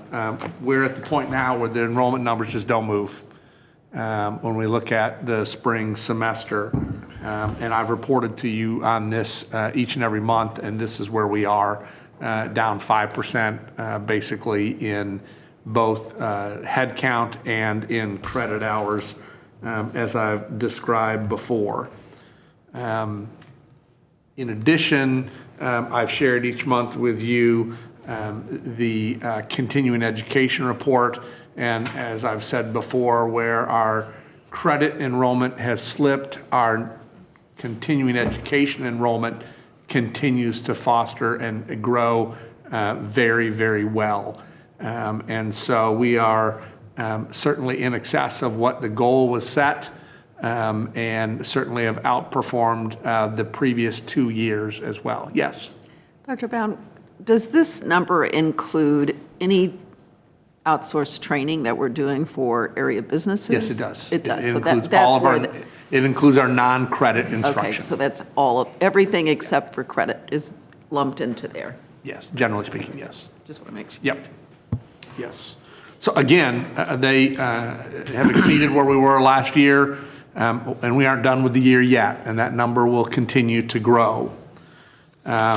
If we look at our credit enrollment, we're early in the process for credit enrollment, but credit enrollment for summer is soft. We are at the point now where we shift from the initial, or about at the end of the initial growth from an enrollment standpoint, and what we're starting to see now is enrollment from our guest students. These are the students who visit us, are taking classes from us over the summer. They have no intention of coming to us and completed a degree with us or a certificate. They come here specifically in the summer months to pick up classes. There is a clear winner in terms of student interest in our summer numbers. That is face-to-face courses. Our face-to-face enrollment is very strong. And so that speaks to the realities that we're facing with our students and their interests in face-to-face courses. And so as we look to fall as well, that becomes incredibly important. But the efforts now, we pick up from where we are here and pay very close attention to the retention of students from spring to summer, and for our guest students and any others who may be joining us over the summer. I'm concerned about the number as they are right there. The team knows it, and the team is addressing it both in terms of current students as well as students who will join us just for the summer. On the other hand, continuing ed continues to go strong. Now, you may notice that the goal drops from the previous year. So that's the yellow diagonal line bar on the far right. What we have done from a continuing ed and workforce development standpoint, our adult education numbers throughout the year roll into summer. So the summer continues to grow, even though we're long past the summer months. For those that don't enjoy fall or winter, sorry, it just all goes back to summer. So knowing that we're correcting that as we move forward, we're lowering the goal for the summer because we won't be pulling in future terms enrollment back into summer. So this is the team's work at where are we pushing to be for this summer for the other traditional work that we do in non-credit instruction. Okay? So I don't want you to think we're sandbagging that at all. But we do expect that enrollment on the non-credit side to continue to be strong as we enter the next fiscal year. All right, in terms of the search process, as I said, with Dr. Weber's upcoming departure, we are now in the process of determining exactly what does that position look like. I've spent time with the leadership teams of each of the areas that report to Randy, listening to their teams in terms of what they think we need in the next leader to lead I'm going to use a broader term, the student affairs work of the college, to lead that work, and I'm gaining their insight. In addition, we've done that both within the groups that he leads, but also spent time with our academic deans, because that relationship between academic affairs and student affairs is incredibly important if we're going to meet the needs of our students moving forward. Please don't misunderstand what I'm saying. I'm not saying, oh, that's not there now. It is there. There is a strong partnership, but I wanted their input in terms of what we're looking for as they're looking as academic leaders for a partnership in the student affairs branch. And we also have done a survey within the branch. It's going on right now. I'll wrap up early next week, seeking all of the employees. It's a short survey, 4 or 5 questions long, asking what are we looking for, characteristics in the new leader, and so forth. I'll be taking that information and compiling all that over the next several weeks, and it's my goal that the first part of May, I'll be able to say this is what, based on all the feedback, based on what I believe to be true from moving us forward in terms of student success, in what we're looking for in the position, and how it's from a reporting structure and so forth. So what's the scope of the work, if you will? And so as I look at this, I can tell you right now, I'm committed to, we need someone to lead student affairs, the student success and strategy, broader branch, that has been a student affairs practitioner. Somebody who knows student affairs, student development, student life, and has done that work. A commitment to student success, improving enrollment, progression, completion, and my challenge to the group will be post-completion success. Not just how they do when they're here, but how do they do when they leave us, to help us close gaps in student outcomes, and to see that commitment to post-completion success. And so that's where we're at in the process. Once we post the position, we'll also be looking for a search team to help us lead that process. What we expect of search teams today continues to grow and evolve. So not only are we're not looking for a screening team of who's going to take whoever comes in and applies. We're looking for a team that will also help us recruit and attract candidates from the networks that we have, and so forth. So an active search team. It will be an inclusive search process.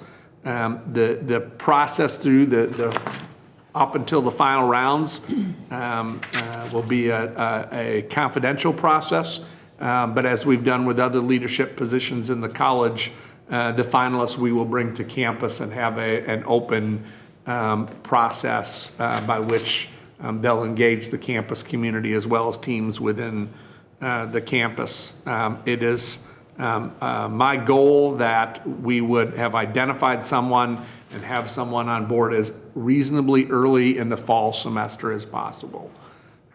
And so this process, on one hand, will seem like it will take forever, and on the other hand, we're going to move it forward as quickly but as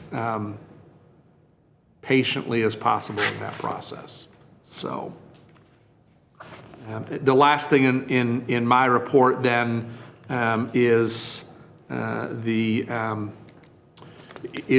grant that was referenced tonight. So we haven't seen the final language and a grant agreement or anything like that, but in the budget is $2.5 million for us to match dollar for dollar to meet the needs, and we've looked for grant funding and other sources of funding for a CDL range for quite some time now. The practical reality, it is an investment that will directly impact students and careers.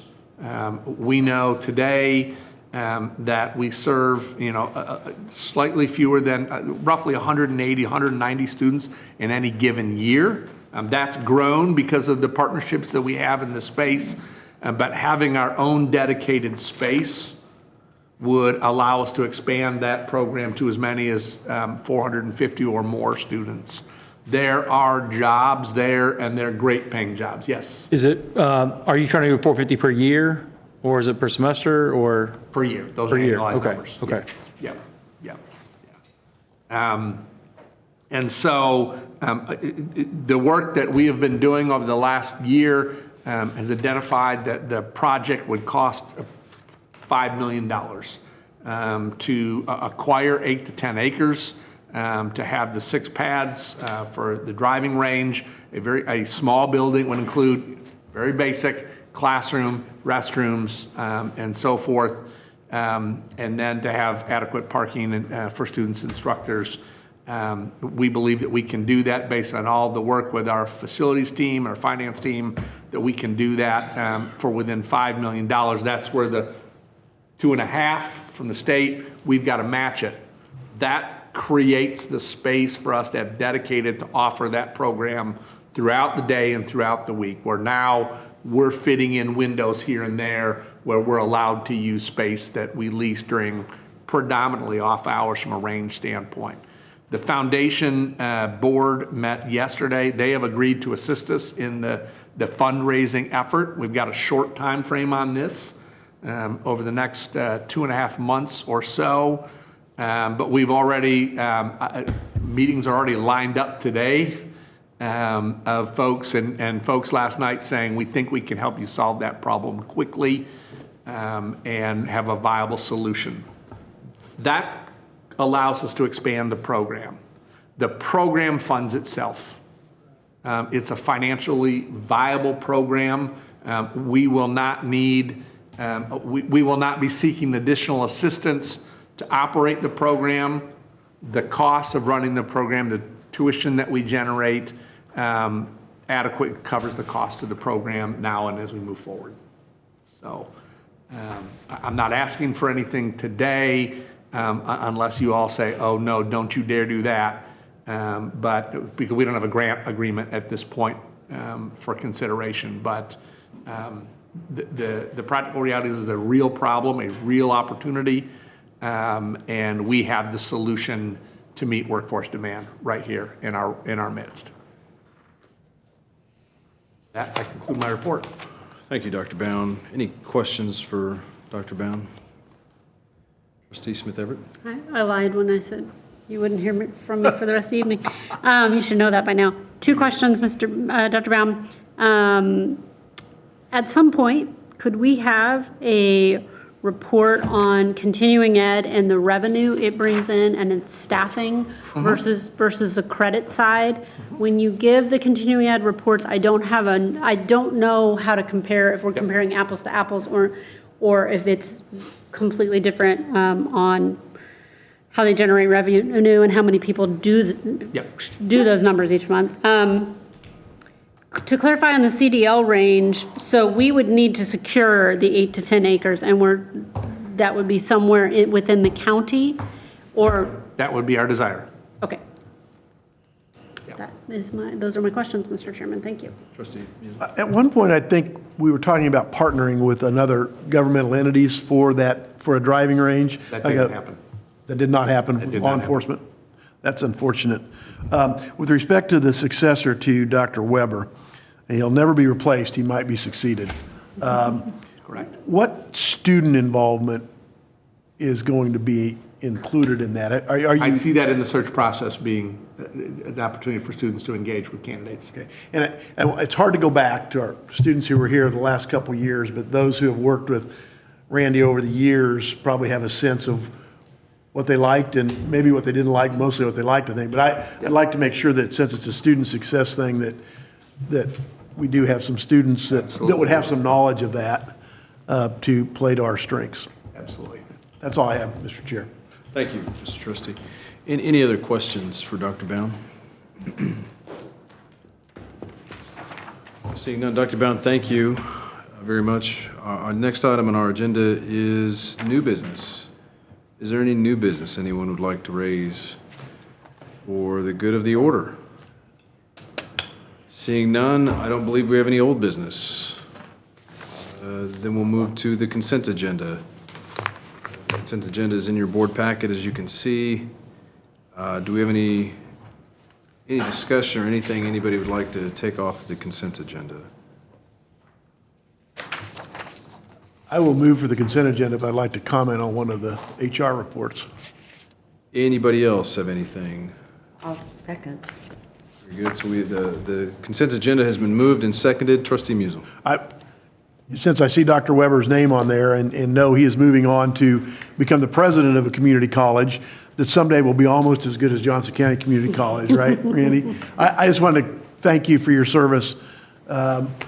You've done more than just a Vice President of Student Success. You were our interim business vice president, I don't know exactly the title, but in the middle of COVID, you've been on the emergency response team and all of the things that have gone through COVID. And so that is extraordinary and extraordinarily appreciated. Thank you, and best wishes to you and your family.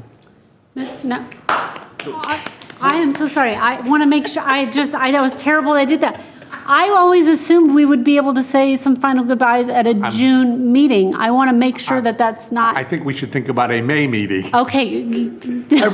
Says the thumbs up. Okay, I just wanted to make sure this isn't the final, because I'm going to dogpile on that if it is, but if it's not. I thought maybe it was. That's the reason I said. Okay. I didn't mean any of that. Hear me. I was like, yeah. So I apologize. Now back to.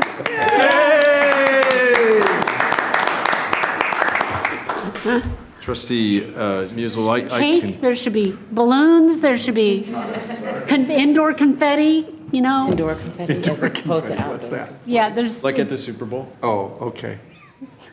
I got some at home. I've never been in. Motion has been moved and seconded. All those in favor, please signify by saying aye. Aye. Those opposed? The motion for the adoption of the consent agenda passes unanimously. That concludes our agenda with the exception of 2 different executive sessions. And I would like to entertain a motion to go into executive session for the purpose of consulting with legal counsel regarding one pending legal matter. Is that right? 2 legal. Oh, it's 2. The first executive. Well, I thought session. so, but it's singular here, so I was. That's the first executive session. Right. So one legal matter for which would be deemed privileged in the attorney-client relationship. No action will be taken during this session, but the executive session will last for a planned 45 minutes beginning at. We have a 5-minute break, We sure can. Yes, of course. I mean, starting at 7:21. is 7:25 too late? I mean, I would like to get out of here, but I think we need some time to decompress and go to the restroom. And 7:25, and is there any opposition to that? There was 2 oppositions to that. I would like to start ASAP. Can we talk real At fast what time? during executive session? I think she said ASAP. You did. 7:20. Like in 5 minutes. As soon as we can get in there. 7:21 Go. PM, and then we'll Need a stop. motion. Yeah. Hold on. Need a motion. We're not Second. We're not there yet. Hold on. We're not There finished. yet. I had to go to the bathroom and Motion, you all had to take second, care of it. vote. I just had to stretch. Not even to the motion. We're That going to was just end a at stretch. 45 minutes will be 06. 8:06, at which time the open session will resume at this location and for those present, and at by Zoom conference for the rest. We'd like to invite Dr. Bound, Dr. McLeod, Dr. Leslie Harden, Kelsey Nazar, and Derek Teeter to join in the executive session. I was excited. Do we have a motion? So move. Second. Motion by trustee Musil, second by trustee Ingram. All those in favor say aye. Aye. Those opposed, none. Passes unanimously. We'll see you at 7:21. And we are back after an executive session of 45 minutes in which no action was taken. And now I'd like to entertain another motion to go into executive session for the purpose of consulting with legal counsel regarding a pending legal matter which would be deemed privileged in the attorney-client relationship. No action will be taken during this executive session, which will last 30 minutes, beginning at 8:12, Do 8:11, I guess. ending at 8:42, at which time open session will resume at this location and by Zoom for anyone else. We'd like to invite Dr. Bound, Kelsey Nazar, and Joshua Cervantes to join us in this executive session. May I please have such a motion? So move. Second. Trustee Musil moves. Trustee Smith Everett seconds. All in favor? Aye. Aye. All those opposed? Hearing none, the motion passes unanimously, and we are adjourned. We are back from an executive session in which we discussed a pending legal matter and which no action was taken. And now I will entertain a motion to adjourn, if I may receive one. So moved? Second. The motion has been moved by trustee Laura Smith Everett and seconded by trustee Nancy Ingram. All in favor? Aye. Hi. Did I do it wrong again? No. Thank you for coming. Enjoy your evening.